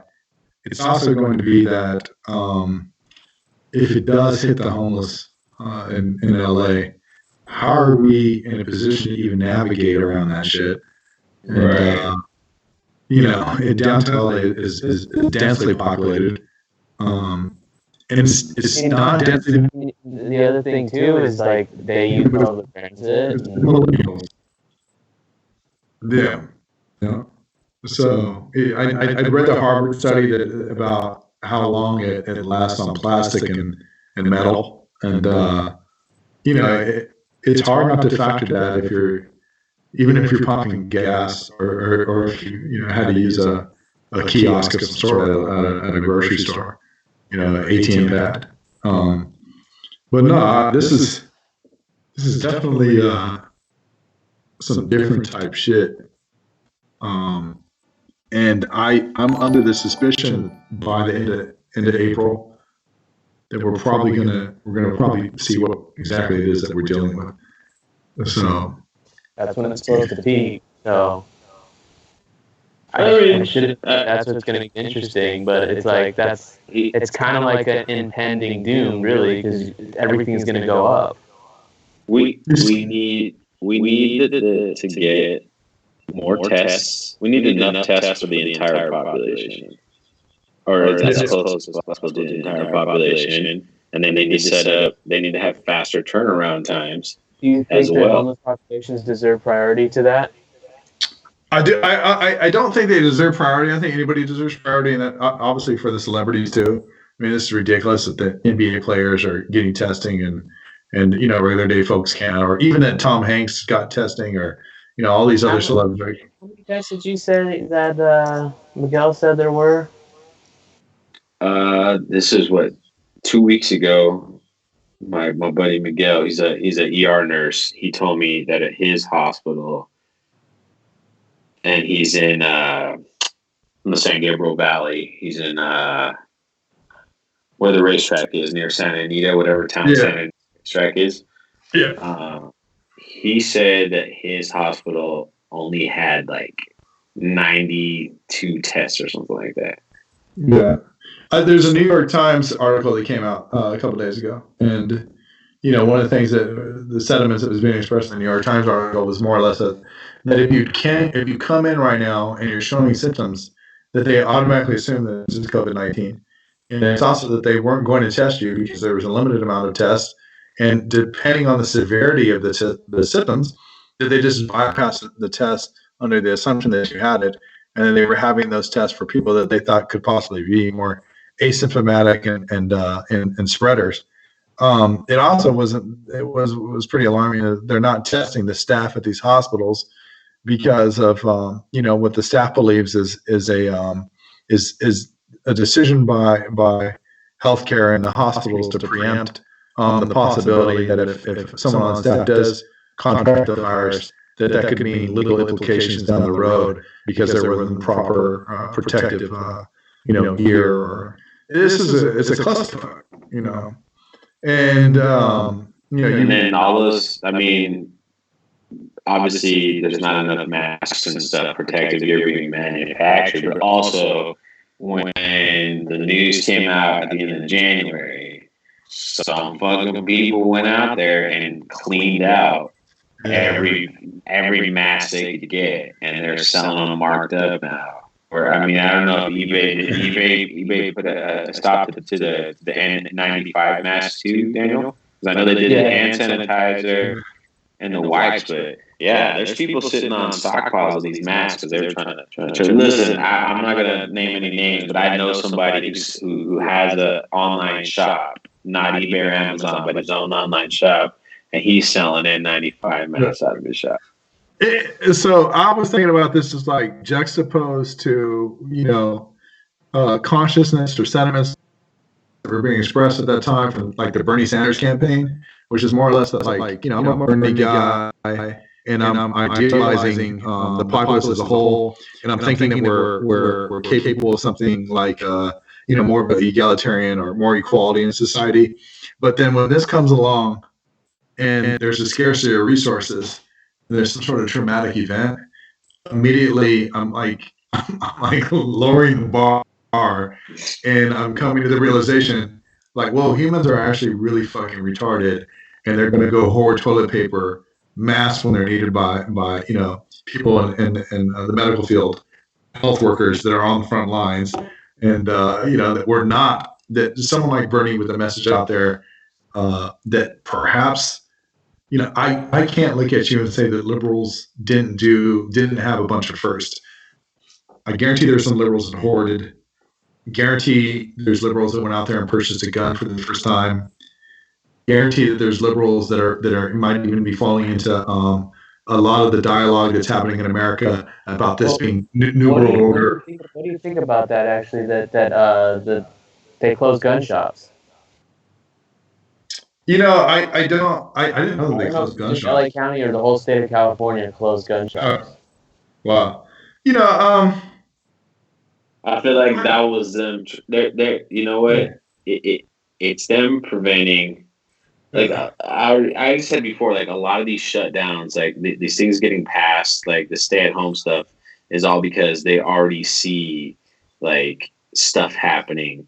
Be it like people getting into fights at stores or people robbing. Like people have already been robbing other people for stuff on the streets. You know, it hasn't happened a lot, but it's happened enough where like there's concern to, you know, considering martial law because of people going out and jacking people, because that's what people do when they're desperate. You know, and I could see that like shutting down gun shops because they want to make sure they don't, you know, maybe give people incentive to go and. But do you think that violates the Second Amendment? Yeah, I think it's probably poor timing. I mean, not that timing would be appropriate to close any gun shops. I also understand that, like, as a pragmatist and just being logical, that the government was probably being, in their mind, preemptive. You wouldn't want a bunch of, listen, if the catalyst, the pathology, the catalyst for someone to become a first-time gun owner under a moment of distress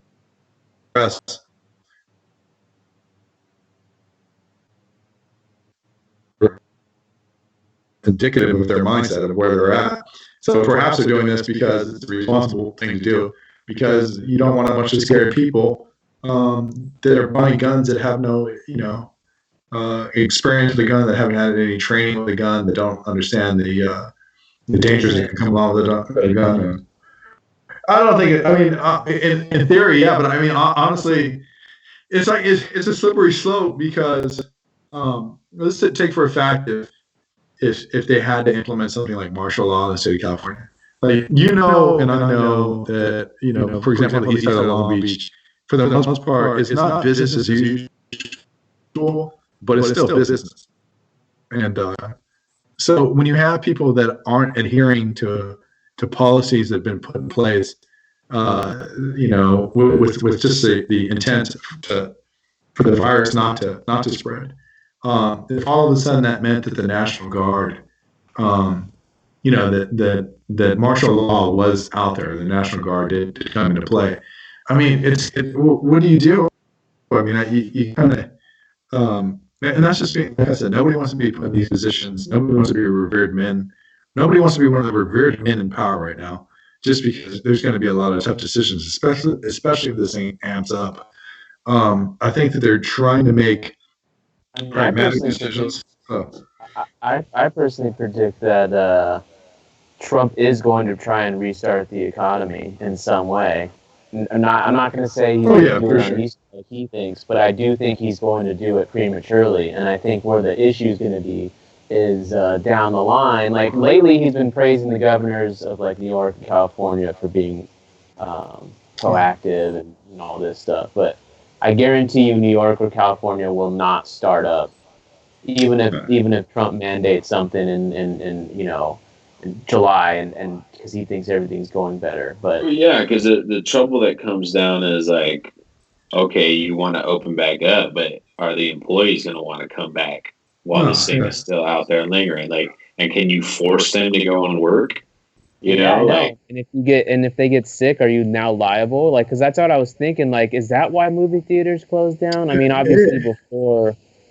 I'm talking about the ones who closed shop early. Like, was it a liability thing? Like, do they really care? Or was it to protect all these people? Trump is a classic gaslighter, right? I mean, he's gaslighting. So he gets the political leaders in New York, and he gets the political leaders in California, and he basically hypes them up, and they're doing a hell of a job. And he loves them to death. And he's doing this because preemptively he knows that inevitably that down the road, especially if he wants to make a decision where he's mandating everybody to go back to work, that he's going to run in conflict of the leaders of California and the leaders of New York. So he's doing it because he wants to be able to look back at his constituency and look at his support, and basically say, hey, I don't know what to tell you guys. I'm doing business with these people. I'm being civil. I'm giving them nothing but praise. And when I asked them to follow suit with the rest of America and go back to work, they didn't want to do that. And this is Democrats. They want a free handout. They want, we gave them a stimulus package, and this is who they are. They want everything for free. I don't think that the American public that has any intellectual by it, just because Trump is in good graces right now, or making an attempt to rub elbows with Democratic leaders in New York and California. We know who this guy is. He's pretty much a narcissist 101. That doesn't mean I'm going to judge every decision that he makes in the Oval Office right now. Under that lens, I try to be as non-biased as possible. But I mean, the guy's a narcissist. Well, speaking of California, just to take it back to where we're at right now, what do you guys think about what Garcetti said yesterday, where the non-essential businesses that have decided to stay open, he's going to turn off their power and water if they don't adhere to the mandate that was placed. Like, I think that's pretty heavy stuff, but it's like... He's overstepping his boundaries. If they're supposed to be closed, they should be closed. But you also are renting that. If you're paying rent and you're renting that property, and you want to stay, you want to be inside that place and do work in there as an office or whatever the hell, you should be able to have the power on. Yeah, I think you're absolutely right. I mean, I think that if you look at a business right now that's keeping their doors open, that's not a non-essential business. They're keeping their business open, and you can't lose sight that this might just be their own way to survive. That if they don't keep their business open, that ultimately this means that their doors are going to close and they're going to lose their livelihood. The state government and the federal government as a whole, they're going to need to step up and support the backbone of America, which is proprietorship. I mean, that's just being real. And it's easy to chastise these people for keeping their businesses open and telling them that you're going to, shut off the lights and close the doors or fine them. But I don't think it's fair. It's really easy to take a authoritarian, position that the decisions made right now. Government should be able to do whatever they want because they're looking after the common good of the people. But let me tell you, when cities go into, I lived in LA during the riots in the 90s. When cities go completely, to shit and everything closes, that is a seed that will disseminate, that will be much more complicated to deal with, which leads to more crime, which leads to petty theft, which leads oftentimes to violence. You gotta protect the small businesses. The federal government, looking after corporate America. I understand why they have to look after the stock market. Obviously, it's a huge vessel of capital investment in the country. But they're also going to have to look at mom and pa and everybody between mom and pa and Apple.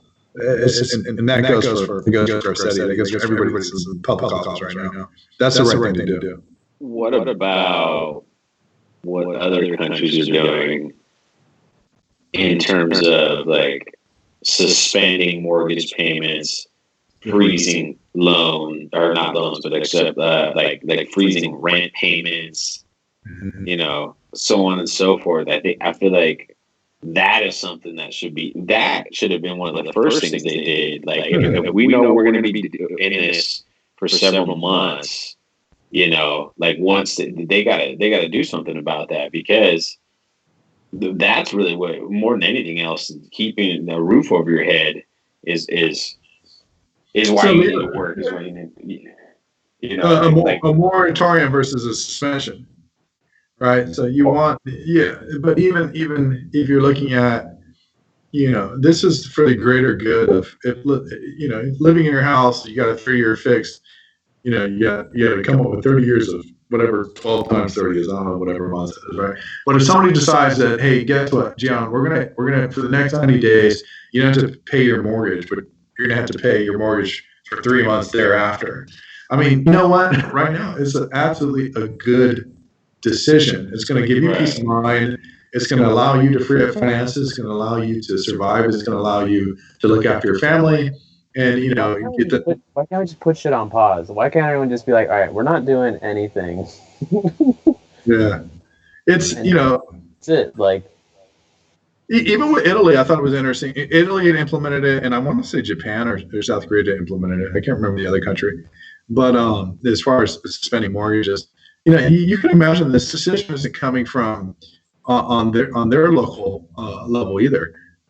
This is coming from a central bank, and because that's who's holding the paper on this shit. When with these big portfolios that get exchanged on the markets, whether they be overseas or here, this is being backed by the central banks, which is being backed by the International Monetary Fund.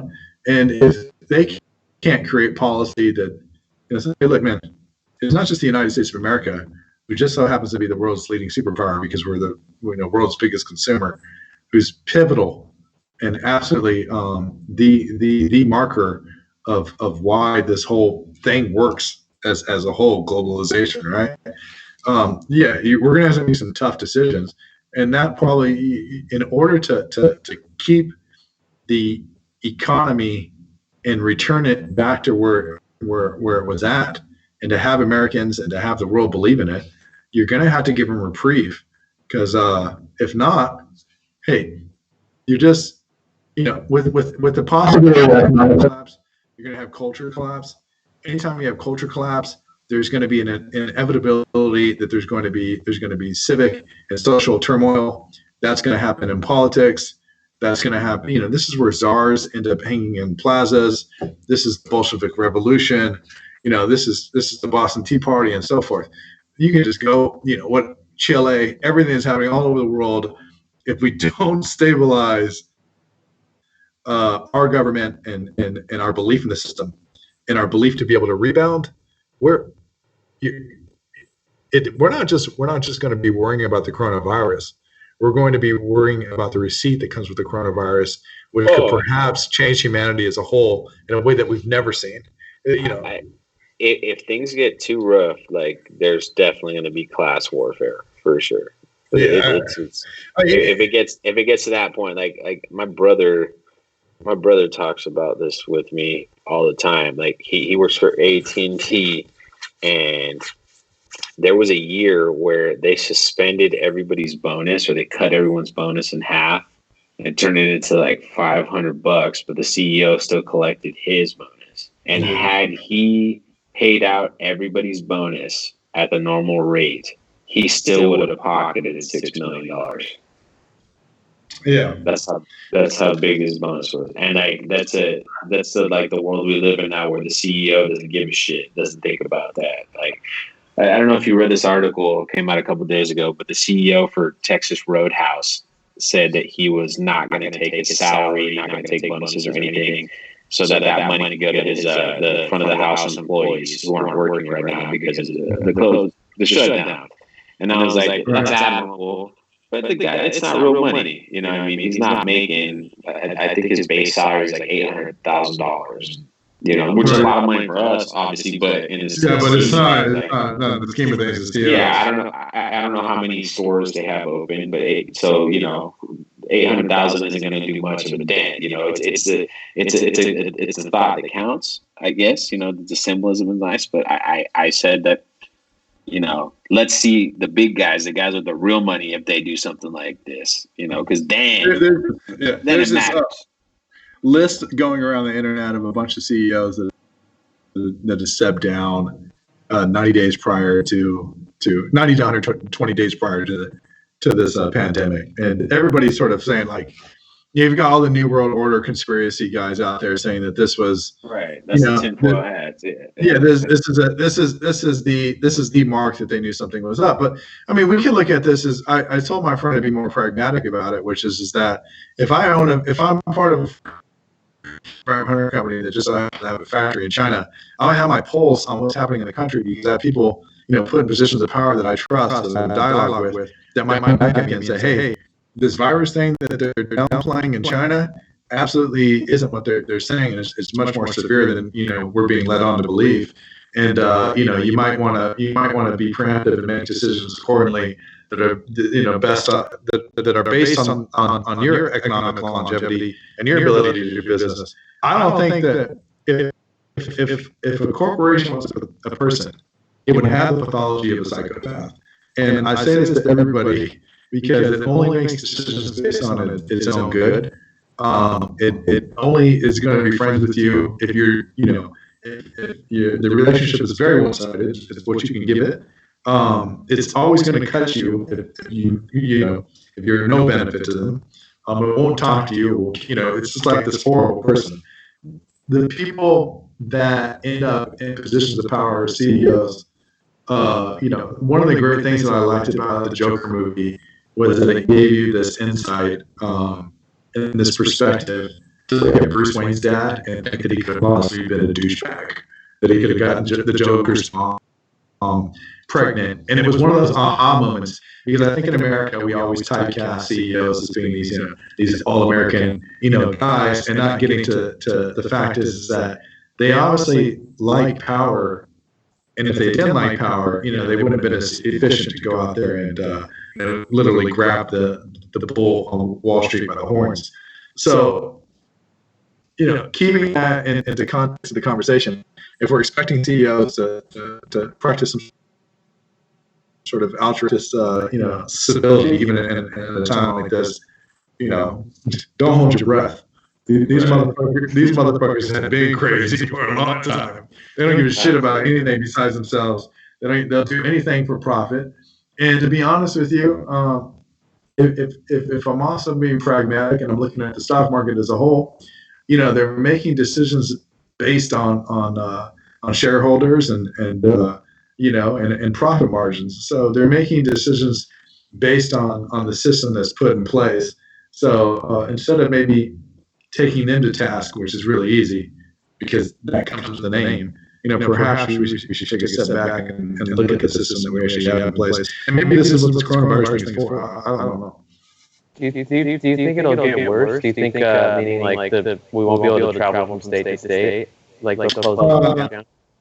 Yeah, I mean, absolutely. If we don't have, if the vaccination doesn't come, yeah, it's going to get worse. I mean, I think that Trump, if you read between the lines, even with Trump talking about that there's areas that he sees, you know, especially in middle America, that aren't being affected by the pandemic, and that he'd like to put them, you know, back to work. But I want you to maybe, you know, practice a little diversions and see well, maybe we can read between the lines here, which is, well, how are we going to keep these areas from not running across somebody that has COVID-19 or has coronavirus? You're going to have to isolate them. And how are you going to isolate them? Well, there's going to have to be boundaries that are put in place. And so, if it's not that far fetched, Indian police to go around the country with sticks and just beat them into submission and to understand, hey, bro, stay the fuck inside your region. It's funny because those draconian authoritarian shit that is so easy for us to be highly critical of because it's absolutely in conflict with America. I mean, we're fucking cowboys. We're the same people that went out west because we heard there was a gold rush. We're the same people that went and found land on the frontier and, all this other shit. Whether, came over from Italy or came over from wherever, the Ireland and so forth to pursue the American dream. But so when we see people getting whipped in the streets, or getting picked up by China. It works. You got to put fear into people. There is a level of efficiency to it that I think is in conflict with the pandemic. Like I think it's probably better. What happened in America, though. I don't think it's not now. I mean, I see your point too. Like we're not. This country ain't run like that, so to make something like that fly would be next to near impossible. Very, very difficult. We're not wired like that. No. Listen, if you walked outside of Denny's and you saw someone beating somebody with a stick to round them up after you had a grand slam, you're gonna think, what the fuck are you doing? Unless they're black, though, we'll look the other way for that. America, I'm not gonna lie. Cell phone and record it and post it online. Yeah, I just don't. So if you're looking at, if you're looking at whether we all saw Florida, like we saw spring break in Florida, right? We saw Generation Z do their thing. And it wasn't just them. There's a viral clip of a bunch of boats tethered together or anchored together, and they all have "Make America Great" flags and Trump flags. Not that I'm picking on as people, because obviously, like, it's not just, it's a very interesting thing because, like, there's a lot of rumors going around in the hood that it's not real. I mean, that I'm and not to say that I'm privy to the hood, but I mean, the gyms in the hood, I'm privy to what the hell is going on. And there's a lot of rumors, obviously, in, Make America Great Again world that this isn't real. And the pathologies are interesting because, in a way, it's like it's tied to this interesting postmodern time and the kind of the fallout from Trump that we're still living in, which is that we're all operating under this belief that there's fake news. So half of the country thinks that this pandemic is fake. 40% of the country is worried, and the other 20% of the country thinks that it's 5G. And and that's like, it's a perfect storm for what we built in the American politic and American consciousness. And unfortunately, we're not talking about arguing ideologues on both sides of the aisles here. We're talking about lost life because people can't get their shit together and trust that information. And we're also talking about a president that's in place that unfortunately, still has a bias towards the American politic, and particularly his party, and wants it, when President Trump comes out and he says, that the American people want to go back to work, and that essentially that they wouldn't break that they wouldn't want to break the system for this. He more or less is telling the American people that your grandmother, your grandfather, your mom, your dad, your sister and your brother, and everybody else in your family, it doesn't matter if their life is lost, because that might, equate to him losing money on the stock market, or his brethren, his peers losing money on the stock market. And we got to keep that within context. We can't lose sight of what he's saying in those moments. It's not right. So. No. But Daniel, I don't know if you want to keep this going. We're already at past 1 in the morning. We can wrap this up. I just have one. Okay. We had one question. I wanted to throw something else out there too to kind of throw the question out there real quick, but I had another thing to touch more upon. for Gian, because I'm sure Trevor doesn't know. I mean, maybe Trevor does know, and he could surprise us both. But who do you have in WrestleMania? Brock Lesnar, or Drew? So I think Drew McIntyre should win. Brock should put him over, but because Vince has had his head up his ass since the mid 2000s, he's gonna have fucking Brock win, because I'm sure Brock is politicking as well. He doesn't want to put Drew McIntyre over, so you're probably gonna see Brock win again, and just WWE is going to shit. You guys should be watching AEW, and we're gonna be doing a companion cast for WrestleMania, guys. So if you want to join us, hop in on that. But let's wrap it up real quick.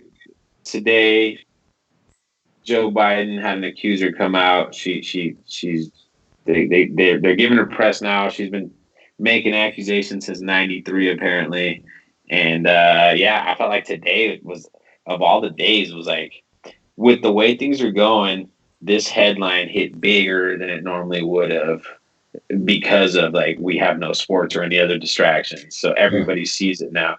What do you think? What do you guys think it does for his campaign? I mean, Daniel's already been outspoken about how he's not a Biden fan and might not even vote for the presidency this year because he's not behind Biden. But how about yourself? What do you think about this hashtag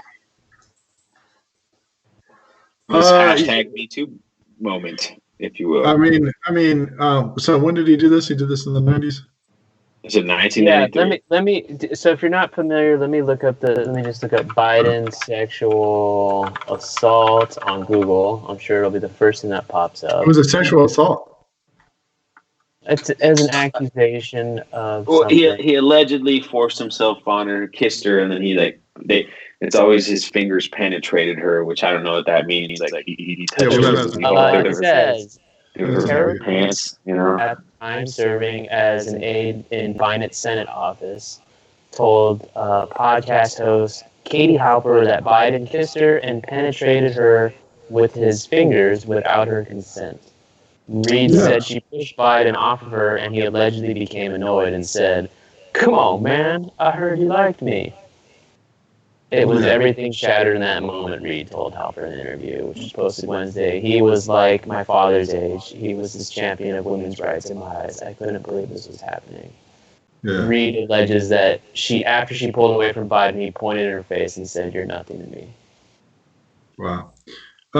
Listen, back to pathologies of men that collect power, right? It must be said, though, that she had a now deleted article written like in praising Putin. So I don't know if that's like the Democrats discredit her. Yeah. She was like writing this big Medium article about why Putin's the best, and she lived in Russia for a long time, and this, and that. I mean, that's interesting. And it was also reported that it's been brought up before, as Gian said. Yeah. Like, this is the first time. Just like now it has traction. Now people all of a sudden picked it up. All right, it's like a lot of different questions, but okay. I'll get to the Joe Biden one easily. I'm not too impressed by Joe Biden. That's just being honest. I wasn't impressed by Joe Biden with Obama administration. Joe Biden for the most part was a Robin, but he wasn't very good to Batman. And there's definitely no piece of legislation that I can assign to him and say that he's just this great political leader. And it's pretty, obviously I'm a liberal, I'm a Democrat, I'm a very complicated liberal and Democrat. I don't espouse everything on the liberal side. There's certain things that I definitely identify with the Conservative Party. And, but yeah, Biden doesn't impress me. As far as the allegations, living in the post-Me Too world, I don't know. You look at the interesting thing just to take into account. Now, obviously, we live in a world where you're always supposed to side with the victim, and I understand where that comes from. But it's also that if I correct me if I'm wrong, there was Roger Stone had gotten caught vetting somebody to come out with Me Too against one of the people that had to do with the Miller report, the Miller indictment. You guys remember hearing about this? Stone was tied to trying to get somebody to come out and say that they basically that they'd been harassed by somebody that was involved with the Miller investigation.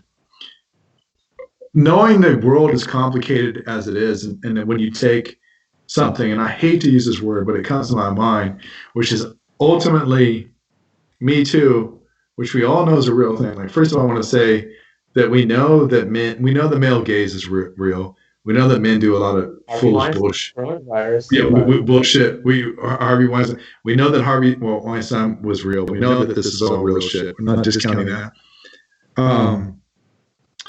But when you think about the Me Too movement and the fact that it's been weaponized, and it sounds horrible to say, but that if you have somebody who, I'm just being honest here, if you presented the same information, a red flag to me is that she wrote a Medium article praising Putin. I mean, that's hard. Now, I'm not saying that her story is not true. That obviously doesn't dismiss her story. I think that. What if Harvey Weinstein's blood had the vaccine for?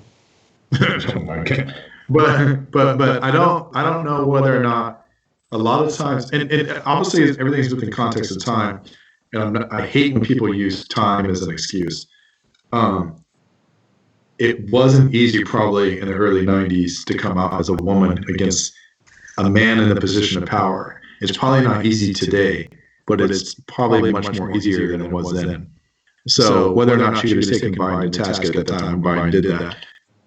I can't just, look at the story and immediately assume that is truth. Well, brother said she was an idiot for just admiring her business. Yeah, but I mean that's not fair. I mean, listen, patriarchy and masculine bullshit. It's on a level. I mean, we really the way that men will talk to each other privately about another woman. And I'm not privy to a woman's world, so for all I know, it's mirrored in a woman's world. So I can't really speak on that. But we know, I'm not here to say that this shit isn't real. There's a bunch of Me Too shit that's going on all the time. But when something's been weaponized the way that Me Too has, if accusations come across Joe Biden, somebody who, to be honest with you, I don't think is that charismatic of a candidate, and it reminds me a lot of Hillary, which is, people will probably end up voting for him just because he's the nominee, but they're not voting for him, with any sense of urgency and belief and high-fiving themselves on the way out of the voting booth. I can't just say that I'm not just going to say that I believe it. I mean, if she, the woman that came out of Trump. I guess I brought it up more along the lines of as fucked up as it sounds, is this what Bernie needs? To maybe get that. I hope so. Because I listened to a podcast the other day, and actually earlier this week, and the way the political analysts were saying was that what sunk Bernie was they released an interview of him in the late 80s where he's talking praising Castro in Cuba, and then they asked him about it now, and he didn't really back off his statements. He was just Castro did some good stuff in Cuba, and I'm not saying everything he did was great, but that's the problem with intellect, though, right? I mean, if you asked me about Trump's performance in the last couple of weeks, when Trump came out with the Walmart guys and all them CBS, it's like saying Hitler is a good military leader. Yeah, I mean, he was maybe not a leader because he lost, but at least in terms of unifying a country. I'm about to say some really triggering military strategist. He was a. I'm gonna say some triggering shit right now. if you have you ever opened up Mein Kampf, and if you open it up and you take a look at it, Yeah, I've read about half of it. it's like it Not is literally it is a marketing fucking masterpiece. This guy, I mean, like everything was covered in it. You're going to dress this way. This is how you're going to act. This is how the rankings. This is our ideology. I mean, literally, like the guy, you kind of see that you saw why Hitler was this leader that he ended up being. When you with intellect, with IQ, or even the ability just to be sort of malleable on these things. When you ask Bernie about Cuba, Bernie's too smart for his own good because he won't just pretty much parrot the accepted societal norm about Cuba, which is to basically repeat that Fidel Castro was a complete piece of shit. Instead, he's going to say, "Oh, That's what I like about him. That's why I hope that this shit. They did. He did good things. Cuba had a great healthcare system, much better than the United States of America. Whatever, right? The problem is that the average, George Carlin has that bit about the IQ in America being 98, so that half of those motherfuckers are dumber than 98. When you have so much of the right. When you have so much of the country that is incapable of practicing any sort of like having any sort of plasticity or any sort of fluidity with these ideas and these notions. I mean, they're gonna, Bernie saying that is going to be like nails on the chalkboard because Fidel Castro and the Cuban Missile Crisis, and even the way we look at communism in America, or even it cracks me up because so many times I end up having conversations where I'm a pro Bernie guy. I've been at a couple Bernie rallies. How do you support a socialist? It's like, man, like it's a democratic socialist. And Yeah, you're Bernie's strategist, right? Like you're a speech guy, and it's the next debate. What do you coach him to say about Biden and the sexual assault? That's a tough one because that's not in Bernie's character. He's never done that before. So for him to do something, but he's like, we got to go Trump. We got to go Trump right now. We put her in the first. We put her in the front row, like Trump did with Hillary Clinton and Bill Clinton's accusers. Yeah, That's what we do. We put her right in dead center. But just think, if he did something like that, how would that turn off his own base? Obviously. I was just kidding. I was curious. I thought you'd say something outrageous. I don't think he will. I think somebody else.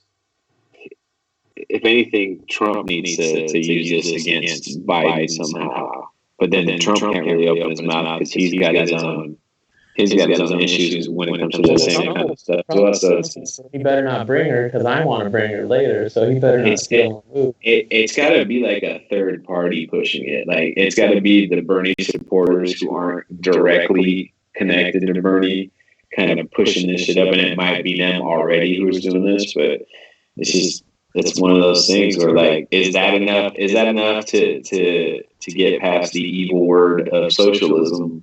That people can't seem to they hear that word. And people are going to love socialism now when the economy.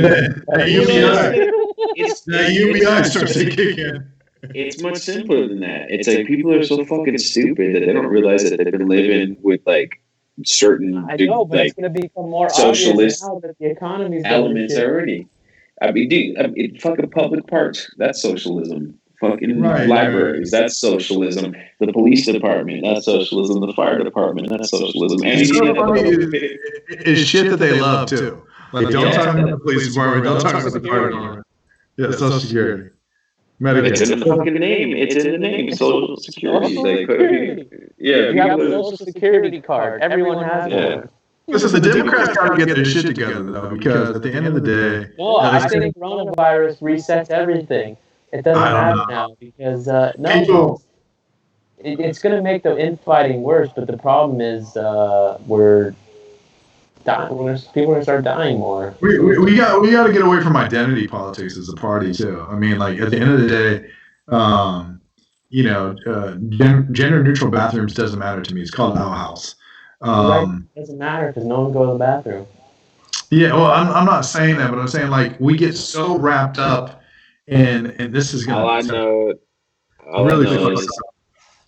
But before I let you finish that statement is all I know is from personal experience. Every time I go to the gender neutral slash fucking family bathrooms at the airport to change my kid's diaper, there's a fucking Mexican dishwasher that comes out every single fucking time. They're the only ones using that shit. So that's all it is to me. Like it's just like fucking oh shit, extra toilet. I'll shit in this one. so No one's gonna hear me drop bombs because I got my own fucking like my own little room to shit Are in. you saying people shit in the sink? No, I'm saying that they make these bathrooms. Nobody actually uses it for kids. Yeah. I don't, but just like bringing it full circle as far as Democrats and so forth, the shit that really affects our everyday lives, our abilities to pay bills, our abilities to give our kids an education, our abilities to get an education ourselves, the cost of living, inflation, and yada yada yada. Identity politics, which obviously there's so much great work out there. Was it Crenshaw, Michelle, but intersectionality comes to mind. Kimberly Crenshaw. I mean, obviously, like you want to look at the most, you want to look after the most marginalized people in society because if they're being looked after and laws and legislations are put in place, then we have policy that will look after everyone broadly. I believe in this shit, but I don't believe in it on the campaign trail. I believe in it after you go in there and you seize power of the House or the Senate or the president, and then you get in there and you start etching towards your way to get shit done because you've got the power. Instead, what we do is we end up being, we end up applying some weird moral litmus test to our candidates where they basically are well versed in the ideology that's coming out from the hard left. And it turns off every fucking middle America, every middle of the ground, potential voter that's out there. Because at the end of the day, listen, transgender rights absolutely right, absolutely matter in the United States of America. However, if I'm running a strategy to get you elected, I'm not going to put that. America is still ignorant, biased, bigoted, racist, afraid, whatever you want to apply to it. I'm not going to put that as one of your bullet talking points for anybody that want to run as president of America. We gotta like keep these things within perspective. You get the House, which we have. Get the Senate. Get a president. And we can get some shit done. We start making changes in policy and look after the country the way it should be looked after. But as far as putting them all up on stage and asking them some of the questions that I hear at the debates, it's like you literally we're letting the people that wear Birkenstocks and Grateful Dead t-shirts and long ass skirts in Berkeley. Last question of the night, both of you. Before Trump leaves office, or either leaves office or starts his second term. So by the end of his first term, does he get infected with coronavirus? I think he already is. I'm gonna say no. That motherfucker's Charlie Sheen, dude. He's got tiger blood. He's gonna get AIDS. But Corona now he'll be good, man. He'll be good. Weinstein got it, so. Mike Pence looks Charlie Sheen, man. Charlie Sheen got away with raping Corey Haim allegedly. You know what I mean? The guy's he's a Teflon Don, dude. Wait, Carly Sheen. Wait, what did you just say? What did you just say? Charlie Sheen. Oh no! Charlie. You just opened a can of worms. Charlie Sheen. You didn't know this, Trevor? Charlie Sheen. Corey Feldman put out his documentary about child rape in Hollywood, and he named the same names he's been naming for years. But the bomb that he dropped was that Charlie Sheen raped Corey Haim on the set of Lucas. Wow. Like he was 19 and Corey Haim was 13 at the time, and that he sodomized him in between trailers, and Corey Haim thought they had a thing going, and then he kind of shit on Corey Haim, like, you know, some weird, yeah. That's the accusation going on now. But then when he allegedly, that was like something that got rumored a few years back, and it got ignored as well. So, I mean, Haim's dead, so he can't come out. And also too, like it's like the Michael Jackson accusers. They might not come out. Yeah. And the Michael Jackson accusers might be lying, or they might be telling the absolute truth. You really don't know. It's not easy. Back to the Joe Biden shit. You got people in positions of power and influence, and people don't want to hear that shit. They don't want to hear that about the King of Pop, and they probably don't want to hear about whatever that show Charlie Sheen had on TV. They want to look at him as the whatever it is they built him up to be in their minds. So A half man. Yeah. What was it called? 2, 2, 3, 3? A half man.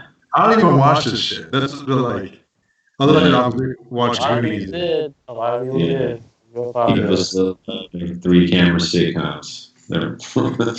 But anyways, guys, that's going to do it for us. I want to thank Trevor for coming on and talking to us for 2 hours, and not losing any energy while doing so. Sometimes we lose people towards the end of the podcast, but you did a great job.